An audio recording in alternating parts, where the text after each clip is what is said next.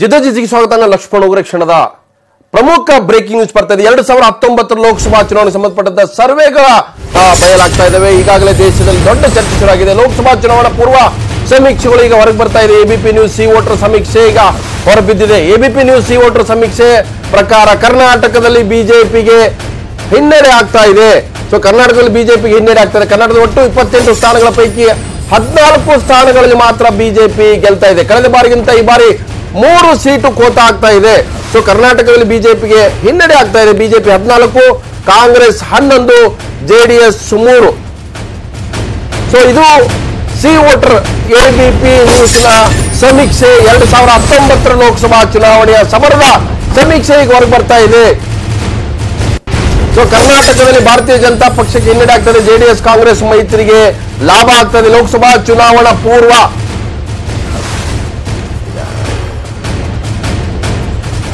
ABP news C voter ಸಮೀಕ್ಷೆ ಪ್ರಕಾರ ಕರ್ನಾಟಕದಲ್ಲಿ ಬಿಜೆಪಿಗೆ ಕೇವಲ 14 ಸೀಟುಗಳು ಮಾತ್ರ ಸಿಗ್ತಾ ಇದಾವೆ. ಸೊ ಜೆಡಿಎಸ್ ಕಾಂಗ್ರೆಸ್ ಮೈತ್ರಿಗೆ 14 ಸೀಟು.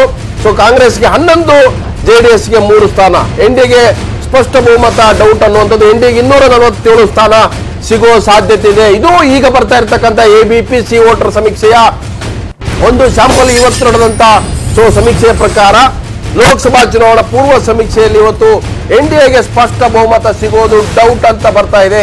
ಕಾಂಗ್ರೆಸ್ ಸೇರಿ ಇತರರಿಗೆ 296 ಸೀಟುಗಳು ಲಭ್ಯ ಆಗುವ ಸಾಧ್ಯತೆ ಇದೆ. ಎಬಿಪಿ ನ್ಯೂಸ್ ಸಿ ವೋಟರ್ ಸಮೀಕ್ಷೆ ಪ್ರಕಾರ ಕರ್ನಾಟಕದಲ್ಲಿ ಬಿಜೆಪಿಗೆ ಹಿನ್ನಡೆ ಆಗ್ತಾ ಇದೆ. ಜೆಡಿಎಸ್ ಕಾಂಗ್ರೆಸ್ಗೆ ಲಾಭ ಆಗ್ತಾ ಇದೆ. ಸೊ ಎರಡೂ ಕೂಟಗಳು ಅಂದ್ರೆ ಬಿಜೆಪಿಗೆ 14, ಜೆಡಿಎಸ್ ಕಾಂಗ್ರೆಸ್ 14. ಉತ್ತರ ಪ್ರದೇಶದಲ್ಲಿ ಬಿಜೆಪಿಗೆ ಆಗುತ್ತಂತೆ ಭಾರಿ ಹಿನ್ನಡೆ. ಸೊ ಉತ್ತರ ಪ್ರದೇಶ ಕೂಡ ಇಡೀ ದೇಶದ ಚಿತ್ರಣ ಬದಲಾಯಿಸುತ್ತೆ. ಕಮಲ ಬಿಟ್ಟು ಆನೆ ಸೈಕಲ್ನತ್ತ ಅಲ್ಲಿಯ ಜನರು ಭಾರಿ ಒಲವನ್ನು ತೋರಿಸಿದ್ದಾರೆ. ಇದು ಚುನಾವಣಾ ಪೂರ್ವ ಸಮೀಕ್ಷೆಗಳ ಈಗಿನ ಲೆಕ್ಕಾಚಾರ. ಉತ್ತರ ಪ್ರದೇಶ 80 ಸೀಟ್ಗಳ ಪೈಕಿ ಕಾಂಗ್ರೆಸ್ ಮಹಾಗಠಬಂಧನ್ ಎಸ್ಪಿಗೆ ದೊಡ್ಡ ಲಾಭ ಆಗ್ತದೆ. ಬಿಹಾರ್, ಗುಜರಾತ್ ಕೂಡ ಕಮಲಕ್ಕೆ ಮುನ್ನಡೆ ಆಗ್ತಾ ಇದೆ. ಬಂಗಾಳದಲ್ಲಿ ದೀದಿ ಫಸ್ಟ್ ಮಮತಾ ಬ್ಯಾನರ್ಜಿಗೆ ಲಾಭ ಆಗ್ತಾ ಇದೆ. ಬಿಜೆಪಿಗೆ ಸಣ್ಣ ಗೇನ್ ಆಗ್ತದೆ. ಎಬಿಪಿ ಸಿ ವೋಟರ್ ಚುನಾವಣಾ ಪೂರ್ವ ಸಮೀಕ್ಷೆ ಈಗ ಹೊರಗೆ ಬರ್ತಾ ಇದೆ. ಇದು 2019 ಪಾರ್ಲಿಮೆಂಟ್ ಚುನಾವಣೆಗೆ ಮುನ್ನ ನಡೆದಂತಹ ಸಮೀಕ್ಷೆ. ಉತ್ತರ ಪ್ರದೇಶದಲ್ಲಿ ಇಂಡಿಯಾ ಟುಡೇ ಕಾರ್ವಿ ಸಮೀಕ್ಷೆ ಕೂಡ ಹೊರಗೆ ಬಿದ್ದಿದೆ. ಸೊ ಇದು ಕೂಡ ಎನ್ಡಿಎಗೆ ಕೇವಲ 25 ಸ್ಥಾನಗಳನ್ನು ಕೊಡ್ತಾ ಇದೆ. Uttar Pradesh UPA 4, SP BSP 51. 80 ಕ್ಷೇತ್ರಗಳ ಪೈಕಿ ಸೈಕಲ್ ಆನೆಗೆ ಸಮೀಕ್ಷೆಗಳು ಜಯ ಅಂತ ಇದಾವೆ. ಸೊ ಈಗಾಗಲೇ ಉತ್ತರ ಪ್ರದೇಶದಲ್ಲಿ ಬಿಎಸ್ಪಿ ಎಸ್ಪಿ ಮೈತ್ರಿ ಮಾಡಿಕೊಂಡಿದ್ದರಿಂದಾಗಿ ಅಲ್ಲಿ ಲಾಭ ಆಗ್ತದೆ. ಇನ್ನು ಬಿಹಾರದಲ್ಲಿ ಮೋದಿ ಹವಾ ಇದೆ. ನಿತೀಶ್ ಕುಮಾರ್ ಜೊತೆಗೆ ಸೇರಿದ್ರಿಂದಾಗಿ ಎನ್ಡಿಎಗೆ ಲಾಭ ಆಗ್ತಾ ಇದೆ. ಆರ್ಜೆಡಿಗೆ 1 ಸೀಟ್ ಸಿಗೋದು ಡೌಟ್ ಅನ್ನುತ್ತೆ ಈ ಒಂದು ಕಾರ್ವಿ ಸಮೀಕ್ಷೆ. 40ರಲ್ಲಿ ಎನ್ಡಿಎ 35, ಯುಪಿಎ 5ರಲ್ಲಿ ಗೆಲುವು ಅನ್ನುವಂಥದ್ದು. ಸೊ ಮಹಾರಾಷ್ಟ್ರದಲ್ಲಿ ಬಿಜೆಪಿ ಬದಲು ಕಾಂಗ್ರೆಸ್ಗೆ ಹೆಚ್ಚು ಸ್ಥಾನ ಸಿಗ್ತಾ ಇದೆ. ಕಾಂಗ್ರೆಸ್ ಎನ್ಸಿಪಿ ಮೈತ್ರಿಗೆ ಹೆಚ್ಚು ಸ್ಥಾನ ಸಿಗ್ತದೆ. ಎನ್ಡಿಎ 20, ಶಿವಸೇನೆ ಬಿಜೆಪಿ ಯುಪಿಎ 28 ಸ್ಥಾನ ಪಡೆಯುವ ನಿರೀಕ್ಷೆ ಎನ್ನುವಂಥದ್ದು ಎಬಿಪಿ ಸಿ ವೋಟರ್ನ ಚುನಾವಣಾ ಪೂರ್ವ ಸಮೀಕ್ಷೆಯ ಇದು ಬರ್ತಾ ಇರ್ತಕ್ಕಂಥದ್ದು. ಮಹಾರಾಷ್ಟ್ರದಲ್ಲಿ ಶಿವಸೇನೆ ಬಿಜೆಪಿಗೆ ಹಿನ್ನಡೆ ಆಗ್ತಾ ಇದೆ. ಸೊ ಬಿಜೆಪಿ ಶಿವಸೇನೆ ಬದಲು ಕಾಂಗ್ರೆಸ್ಗೆ ಎನ್ಸಿಪಿಗೆ ಹೆಚ್ಚು ಲಾಭ ಆಗ್ತದೆ. ಎನ್ಡಿಎ 20 ಮಹಾರಾಷ್ಟ್ರದಲ್ಲಿ ಸೀಟ್ ಬರುತ್ತೆ ಅಂತ, ಯುಪಿಎಗೆ 28 ಸಿಗುವ ಸಾಧ್ಯತೆ ಇದೆ. ಇದು ಎಬಿಪಿ ಸಿ ವೋಟರ್ ಚುನಾವಣಾ ಪೂರ್ವ ಸಮೀಕ್ಷೆ.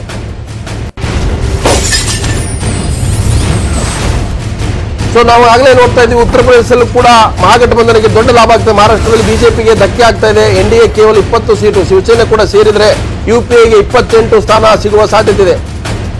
ಹಾಗೆಯೇ ಕರ್ನಾಟಕದಲ್ಲೂ ಕೂಡ ಜೆಡಿಎಸ್ ಕಾಂಗ್ರೆಸ್ 14, ಬಿಜೆಪಿಗೆ 14 ಸೀಟ್ ಸಿಗ್ತಾ ಇದೆ. ಇದು 2019 ಚುನಾವಣಾ ಪೂರ್ವ ಸಮೀಕ್ಷೆ. ಈಗಾಗಲೇ ಎಬಿಪಿ ಸಿ ವೋಟರ್ ಸಮೀಕ್ಷೆ ಹೊರಬಿದ್ದಿದೆ. ಎನ್ಡಿಎ 20 ಮಹಾರಾಷ್ಟ್ರದಲ್ಲಿ, ಹಾಗೆಯೇ ಕಾಂಗ್ರೆಸ್ ನೇತೃತ್ವದ ಎನ್ಸಿಪಿ ಘಟಬಂಧನ್ಗೆ 28 ಸೀಟ್ಗಳು ಸಿಗ್ತಾ ಇದೆ. ಲೋಕಸಭಾ ಚುನಾವಣಾ ಪೂರ್ವ ಸಮೀಕ್ಷೆ ಎನ್ಡಿಎಗೆ, ಮೋದಿ ನೇತೃತ್ವದ ಎನ್ಡಿಎಗೆ ಕೇವಲ 247 ಸ್ಥಾನ ಸಿಗುವ ಸಾಧ್ಯತೆ ಅಂತ ಹೇಳ್ತದೆ ಎಬಿಪಿ ಸಿ ವೋಟರ್ ಸಮೀಕ್ಷೆ. ಹಾಗಿದ್ರೆ ಮೋದಿ ವಿರೋಧಿ ರಂಗಕ್ಕೆ ದೊಡ್ಡ ಲಾಭ ಆಗ್ತಾ ಇದೆ. ಸೊ ಲೋಕಸಭಾ ಚುನಾವಣಾ ಪೂರ್ವ ಸಮೀಕ್ಷೆಯಿಂದಾಗಿ ಬಿಜೆಪಿ ನೇತೃತ್ವದ ಎನ್ಡಿಎಗೆ ದೊಡ್ಡ ಶಾಕ್ ಆಗ್ತಾ ಇದೆ. ಪಶ್ಚಿಮ ಬಂಗಾಳದಲ್ಲಿ ಮಮತಾಗೆ ಸಮೀಕ್ಷೆಗಳು ಜೈ ಅಂತ ಹೇಳ್ತಾ ಇದ್ದಾವೆ. ಮಮತಾ ಬ್ಯಾನರ್ಜಿ ದೊಡ್ಡ ಲಾಭ ಆಗ್ತಾ ಇದೆ. ಇಲ್ಲಿ ಕೇವಲ ಎನ್ಡಿಎಗೆ 7 ಸೀಟು, ಯುಪಿ 1, ಟಿಎಂಸಿ ತೃಣಮೂಲ ಕಾಂಗ್ರೆಸ್ಗೆ 34 ಸೀಟು ಸಿಗುವ ಸಾಧ್ಯತೆ ಇದೆ. ಒಟ್ಟು 42 ಕ್ಷೇತ್ರಗಳ ಪೈಕಿ ಮಮತಾ ಬ್ಯಾನರ್ಜಿ ಪರವಾಗಿನೇ ಹೆಚ್ಚು ಒಲವಿದೆ. 34 ಸೀಟು ಸಿಗ್ತಾ ಇದೆ. ಪಶ್ಚಿಮ ಬಂಗಾಳದಲ್ಲಿ ಮಮತಾ ಬ್ಯಾನರ್ಜಿಗೆ ಜಯ ಅಂದ್ರೆ, ಉತ್ತರ ಪ್ರದೇಶದಲ್ಲಿ ಅಖಿಲೇಶ್ ಮಾಯಾವತಿ ಜೋಡಿಗೆ ಮತದಾರ ಸೈ ಅಂತ ಇದ್ದಾನೆ. ಮಹಾರಾಷ್ಟ್ರದಲ್ಲಿ ಶರದ್ ಪವಾರ್ ಹಾಗೇನೆ ಅಶೋಕ್ ಚವ್ಹಾಣ್ ನೇತೃತ್ವದ ಜೋಡಿಗೆ ಜಯ ಅಂತ ಇದೆ. ಕರ್ನಾಟಕದಲ್ಲಿ ಕುಮಾರಸ್ವಾಮಿ ಪರಮೇಶ್ವರ್ ಸಿದ್ದರಾಮಯ್ಯ ಜೋಡಿಗೆ ಲಾಭ ಆಗ್ತಾ ಇದೆ. ಹಾಗೆ ಯಡಿಯೂರಪ್ಪ ನೇತೃತ್ವದ ಬಿಜೆಪಿಗೆ 14 ಸೀಟ್ ಸಿಗ್ತಾ ಇದೆ. ಕಾಂಗ್ರೆಸ್ ಸೇರಿ ಒಟ್ಟು 296 ಸೀಟ್ ದೇಶಾದ್ಯಂತ ಮೋದಿ ವಿರೋಧಿ ರಂಗಕ್ಕೆ ಸಿಗ್ತಾ ಇದೆ. ಗುಜರಾತ್ನಲ್ಲಿ ಕೂಡ ಲಾಭ ತರುತ್ತೆ ಪಟೇಲ್ ಪ್ರತಿಮೆ ಬಿಜೆಪಿಗೆ. ಸೊ ಬಿಜೆಪಿಗೆ ಪಟೇಲ್ ಪ್ರತಿಮೆ ಕೈ ಹಿಡಿತಾ. ಚುನಾವಣಾ ಪೂರ್ವ ಸಮೀಕ್ಷೆಗಳಲ್ಲಿ ಬಿಜೆಪಿಗೆ ಗುಜರಾತ್ನಲ್ಲಿ ಹೆಚ್ಚಿನ ಒಲವು ವ್ಯಕ್ತ ಆಗ್ತಾ ಇದೆ. NDA 24, UPA 2 ಇಲ್ಲಿ ಬರ್ತಾ ಇರೋದು ಕೇವಲ 2 ಸೀಟ್ ಮಾತ್ರ ಕಾಂಗ್ರೆಸ್ಗೆ ಸಿಗ್ತಾ ಇದೆ ಗುಜರಾತ್ನಲ್ಲಿ. ಈಗಲೂ ಕೂಡ ಗುಜರಾತ್ನ ಫೇವರಿಟ್ ಬಿಜೆಪಿ ಗುಜರಾತ್ನಲ್ಲಿ ಲಾಭ ತರ್ತಾ ಇದೆ ಸರ್ದಾರ್ ಪಟೇಲ್ ಪ್ರತಿಮೆ. ಹಾಗಾಗಿ ಇಲ್ಲಿ ಈ ಬಾರಿ ಕೂಡ ಬಿಜೆಪಿ ಅತ್ತ ಜನರ ಚಿತ್ತ ಇದೆ ಗುಜರಾತ್ನಲ್ಲಿ. ಇದು ABPC ವೋಟರ್ ಸಮೀಕ್ಷೆ ಪ್ರಕಾರ ಗುಜರಾತ್ನಲ್ಲಿ ಮತ್ತೆ ಬಿಜೆಪಿಗೆ ಜನ ವಾಲ್ತಾ ಇದ್ದಾರೆ ಗುಜರಾತ್ನಲ್ಲಿ.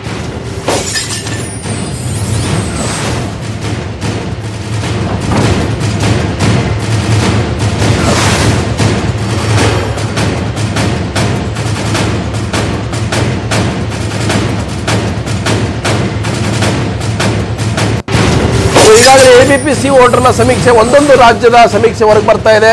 ಉತ್ತರ ಪ್ರದೇಶದಲ್ಲಿ ನೇರವಾಗಿ ಭಾರತೀಯ ಜನತಾ ಪಕ್ಷ ಬಹುದೊಡ್ಡ ಪೆಟ್ಟು ಬೀಳ್ತಾ ಇದೆ, ಹಿನ್ನಡೆ ಆಗ್ತಾ ಇದೆ. ಒಡಿಶಾದಲ್ಲಿ NDA 12 ಸೀಟು ಸಿಗುವ ಸಾಧ್ಯತೆ ಇದೆ. ಒಡಿಶಾದಲ್ಲಿ BJDಗೆ 9 ಸೀಟು ಸಿಗುತ್ತೆ ಅಂತ ABPC ವೋಟರ್ ಹೇಳ್ತಾ ಇದೆ.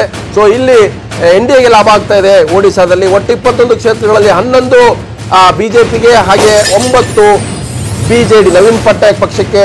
ಒಡಿಶಾದಲ್ಲಿ NDAಗೆ 12, 9 ನವೀನ್ ಪಟ್ನಾಯಕ್ ನೇತೃತ್ವದ BJDಗೆ ಸಿಗ್ತಾ ಇದೆ. ಸೊ BJDಗೆ ಒಡಿಶಾದಲ್ಲಿ ಲಾಭ ಆಗ್ತಾ ಇದೆ.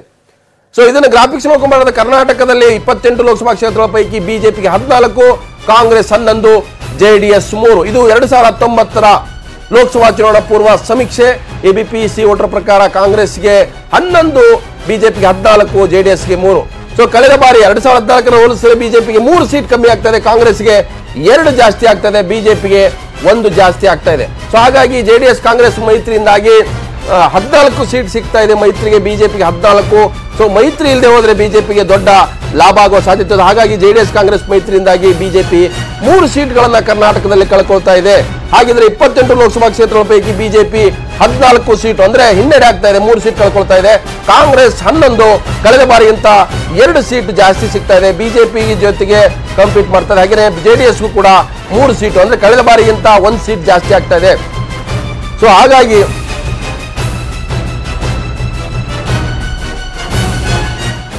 ಹಾಗಾದ್ರೆ ಈ ಬಗ್ಗೆ ಹೆಚ್ಚಿನ ಮಾಹಿತಿ ಕೊಡ್ತಾರೆ ನಮ್ಮ ರಾಜಕೀಯ ವಿಭಾಗದ ಮುಖ್ಯಸ್ಥ ಚಿದಾನಂದ ಪಟೇಲ್, ನ್ಯೂಸ್ ಜರ್ಸಿಗೆ ನೇರ ಸಂಪರ್ಕದಲ್ಲಿ. Chidananda Patel, ABPC voter survey ಪ್ರಕಾರ ಕರ್ನಾಟಕದಲ್ಲಿ ಭಾರತೀಯ ಜನತಾ ಪಕ್ಷಕ್ಕೆ ಹಿನ್ನಡೆ ಆಗ್ತಾ ಇದೆ. ಬಹಳ ದೊಡ್ಡ ಹಿನ್ನಡೆ ಅಂತ ಅಲ್ಲ, ಆದರೆ ಹಿನ್ನಡೆ ಆಗ್ತಾ ಇದೆ, 3 ಸೀಟ್ ಗೊತ್ತಾಗ್ತಾ ಇದೆ. ಸೊ JDS ಕಾಂಗ್ರೆಸ್ ಮೈತ್ರಿಗೆ 14 ಸೀಟ್ ಸಿಗ್ತಾ ಇದೆ. ಕಳೆದ ಬಾರಿ ಕಂಪೇರ್ ಮಾಡಿದ್ರೆ JDS ಕಾಂಗ್ರೆಸ್ಗೆ 3 ಸೀಟ್ ಮಾತ್ರ ಜಾಸ್ತಿ ಆಗ್ತಾ ಇದೆ. ಸೊ ಹಾಗಿದ್ರೆ ಈ ಲೆಕ್ಕಾಚಾರ ಏನಿದೆ ಮೈತ್ರಿ ಲೆಕ್ಕಾಚಾರ, ಸೊ ಮೈತ್ರಿ ಲೆಕ್ಕಾಚಾರದ ಪ್ರಕಾರವೇ ಸೀಟ್ ಸಿಗ್ತಾ ಇದೆಯಾ ಈ ಸಮೀಕ್ಷೆಯನ್ನು ನೋಡಿದ್ರೆ?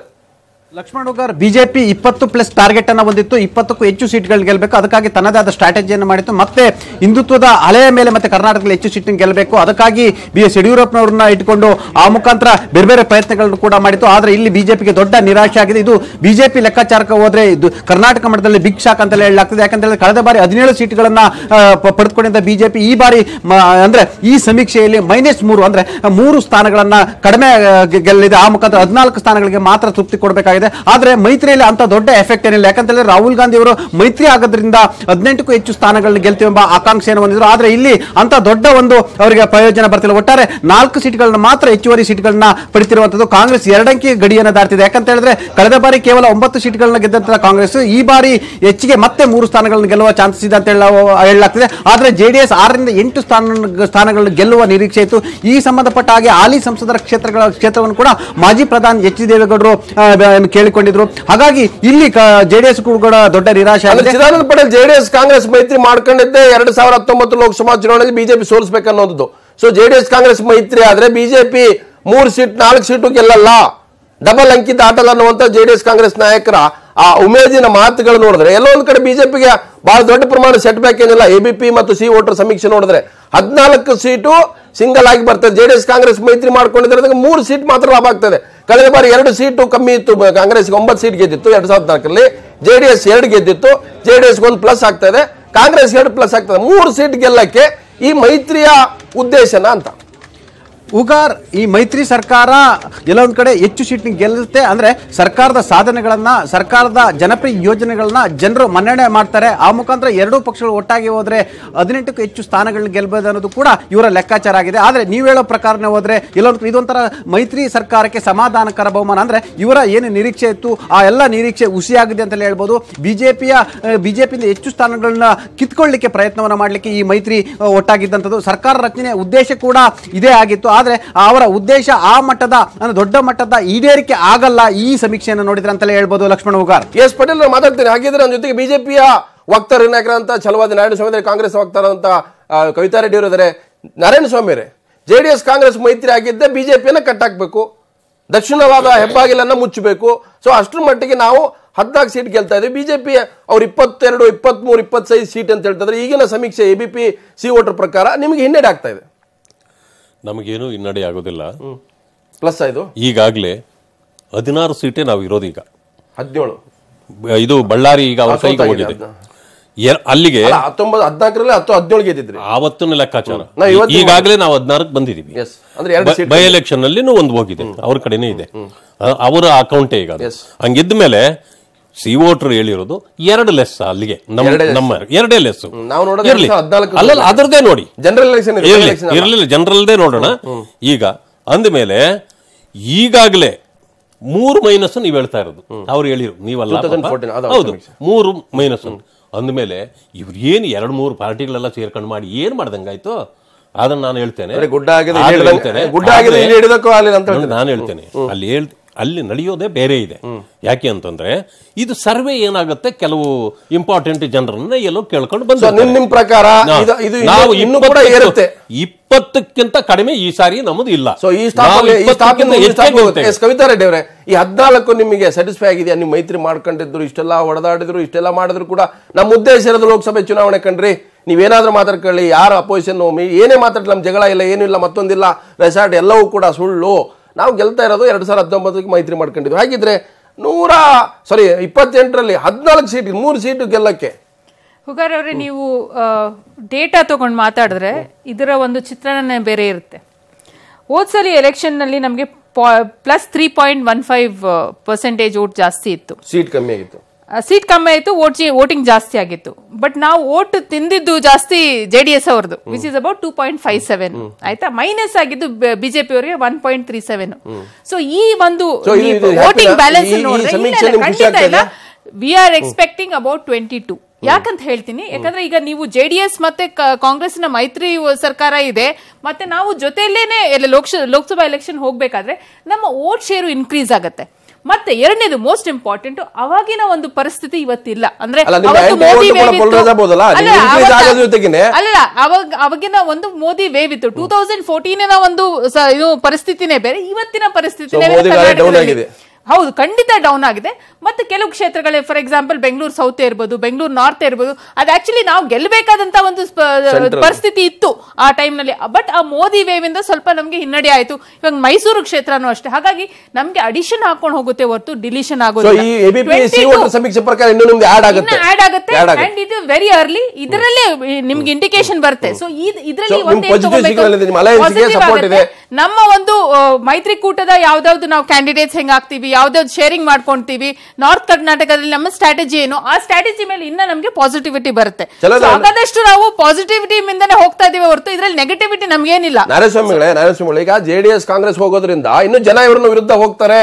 ಇವ್ರ ಅಪವಿತ್ರ ಮೈತ್ರಿ, ರಾತ್ರೋರಾತ್ರಿ ಒಂದಾದ್ರು ಜಗಳ ಆಡ್ಕೊಂಡವ್ರು, ಬೀದಿಯಲ್ಲಿ ಫೈಟ್ ಮಾಡದಂತವ್ರು ಒಂದಾದ್ರೆ ಸೀಟ್ ಕಮ್ಮಿ ಆಗ್ಬೇಕಾಗಿದ್ದು ಜಾಸ್ತಿ ಆಗ್ತಾ ಇದೆಯಲ್ಲ ಅಂತ, ಅದು ಪಾಸಿಟಿವ್ ಅಂತ. ಇಲ್ಲ, ಅದನ್ನ ನಾನು ನಿಮಗೆ ನಿಮ್ಗೆ ಪೊಲರೈಸ್ ಆಗ್ಬೇಕಾಗಿತ್ತಲ್ಲ ವಿರುದ್ಧವಾಗಿ. ಇಲ್ಲ, ಈಗಲೂ ಕೂಡ ಆಗತ್ತೆ. ಇದು ಎಲೆಕ್ಷನ್ ಅಲ್ಲ. ಇಲ್ಲಿ ಏನಾಗುತ್ತೆ, ಕೆಲವ್ರು, ನಾನು ಅದನ್ನೇ ಮೊದಲು ಹೇಳಿದೆ, ಕೆಲವು ಇಂಪಾರ್ಟೆಂಟ್ ಜನರನ್ನು ಮಾತ್ರ ಸ್ಯಾಂಪಲ್ ಮಾಡಕ್ಕಾಗಿರುತ್ತೆ.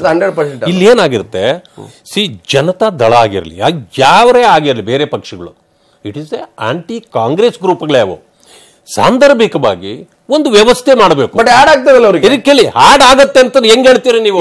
ಈಗಿನ ಸಮೀಕ್ಷೆ ಪ್ರಕಾರ 14 ಆಗ್ತದೆ ನೋಡಿ. ಇದು ಏನೂ ಆಡ್ ಆಗಲ್ಲ. ಚುನಾವಣೆ ನಂತರ ನಾನೆಲ್ಲೂ ಹೋಗಲ್ಲ, ನಾನು ಇಲ್ಲೇ ಬರ್ತೀನಿ, ಕವಿತಾ ಅವರು ಬರ್ತಾರೆ, ಆವತ್ತು ಡಿಸ್ಕಸ್ ಮಾಡುವಾಗ ನಾನು ಹೇಳ್ತೇನೆ ಇದನ್ನ. ಹಿಂದೆ ಕೂಡ ನಾನು ಸಿ ವೋಟರ್ ಇದೇ ಕಳೆದ ಒಂದು 8-9 ತಿಂಗಳ ಹಿಂದೆ ರಿಪೋರ್ಟ್ ಕೊಟ್ಟಿದೆ. ಅವಾಗ ಇವರು ಆವತ್ತು ಇಲ್ಲಿ ಕಾಂಗ್ರೆಸ್ನ ಬಗ್ಗೆ ಎಷ್ಟು ಸೀಟ್ ಬರ್ತದೆ 130, 135, 140ವರೆಗೂ ಕೊಟ್ಟಿತ್ತು. ಏನಾಯ್ತು 80ಕ್ಕೆ ಬಂತಲ್ಲ. ಅಂದ್ರೆ ಫೀಲ್ಡ್ ಇದರಲ್ಲಿನೇ ಬೇರೆ ಇರುತ್ತೆ, ಆದ್ರೆ ಸ್ಯಾಂಪಲ್ ಸರ್ವೆನಲ್ಲಿ ಬೇರೆ ಇರುತ್ತೆ. ಅವ್ರದ್ದು ಲೆಕ್ಕಾಚಾರ ಇನ್ನೂ ಜಾಸ್ತಿನೇ ಇದೆ ಅಂತ ಎಲ್ಲ ಇರಬಹುದು. ಇನ್ನೊಂದು ಅದನ್ನು ಹೇಳಿದ್ರಲ್ಲ ಅವರು, ನಾವು ಜನತಾದಳ ಓಟ್ಗಳನ್ನೇ ನಾವು ತಿಂದಿದ್ವಿ, ಅದರಿಂದಾಗಿ ಅದು ನಮಗೆ ವರ್ಕೌಟ್.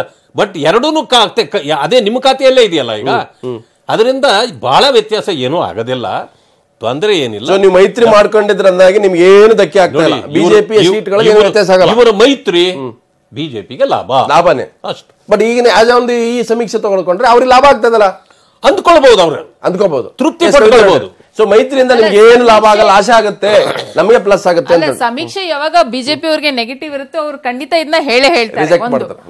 ಎರಡನೇದು ಮೋಸ್ಟ್ ಇಂಪಾರ್ಟೆಂಟ್, ನೀವು ಪ್ರತಿ ಬಾರಿ ನಮ್ಗೆ ಇದು ಅಪವಿತ್ರ ಮೈತ್ರಿ ಅಂತ ಹೇಳ್ತಾ ಇದ್ರಲ್ಲ, ಬಿಜೆಪಿ ಅವರು ಬಿಹಾರದಲ್ಲಿ ಏನ್ ಮಾಡಿದ್ದಾರೆ ಅದು ಅಪವಿತ್ರ ಮೈತ್ರಿನೇ ಅಲ್ವಾ. ನಿತೀಶ್ ಕುಮಾರ್ ಅವರು ಮಹಾಗಠಬಂಧನ್ ಜೊತೆ ಫೈಟ್ ಮಾಡಿದ್ರು, ಇದು ಬಿಜೆಪಿಯ ನಾಯಕರು ಮ್ಯಾಂಡೇಟ್ಗೆ ಅವಮಾನ ಮಾಡೋದ್ರ ಜೊತೆಗೆ ಅದ್ರ ಜೊತೆಗೆ DNA ಪ್ರಶ್ನೆ ಮಾಡಿದ್ರು ಯಾರು ಮೋದಿ ಅವರು, ಅದು ಅಪವಿತ್ರವಲ್ಲ, ಅದನ್ನೆಲ್ಲ ಯೋಚನೆ ಮಾಡಬೇಕು. ಸೊ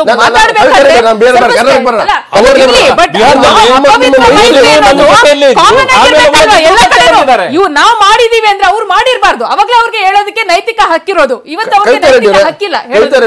ನಿಮ್ಮ ಅಲಯನ್ಸ್ ಏನಿದೆ JDS ಕಾಂಗ್ರೆಸ್ ನ ಅಲಯನ್ಸ್ಗೆ ಒಂದು ವ್ಯಾಲಿಡ್ ಆದಂತ ಅದಕ್ಕೆ ಒಂದು ಸ್ಟ್ಯಾಂಪ್ ಅಂತ ಏನಿದೆ, ಆ ಸ್ಟ್ಯಾಂಪ್ಗೆ 14 ಸೀಟು ಇಟ್ಸ್ ಪಕ್ಕಾ ಸ್ಟ್ಯಾಂಪ್ ಅಂತ ಫೀಲ್ ಮಾಡಕ್ಕಂತೂ ಸಾಧ್ಯ ಇಲ್ಲ.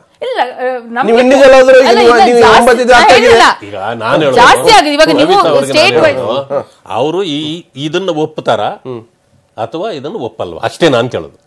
ಅವ್ರು ಒಪ್ತಾ ಇಲ್ಲ.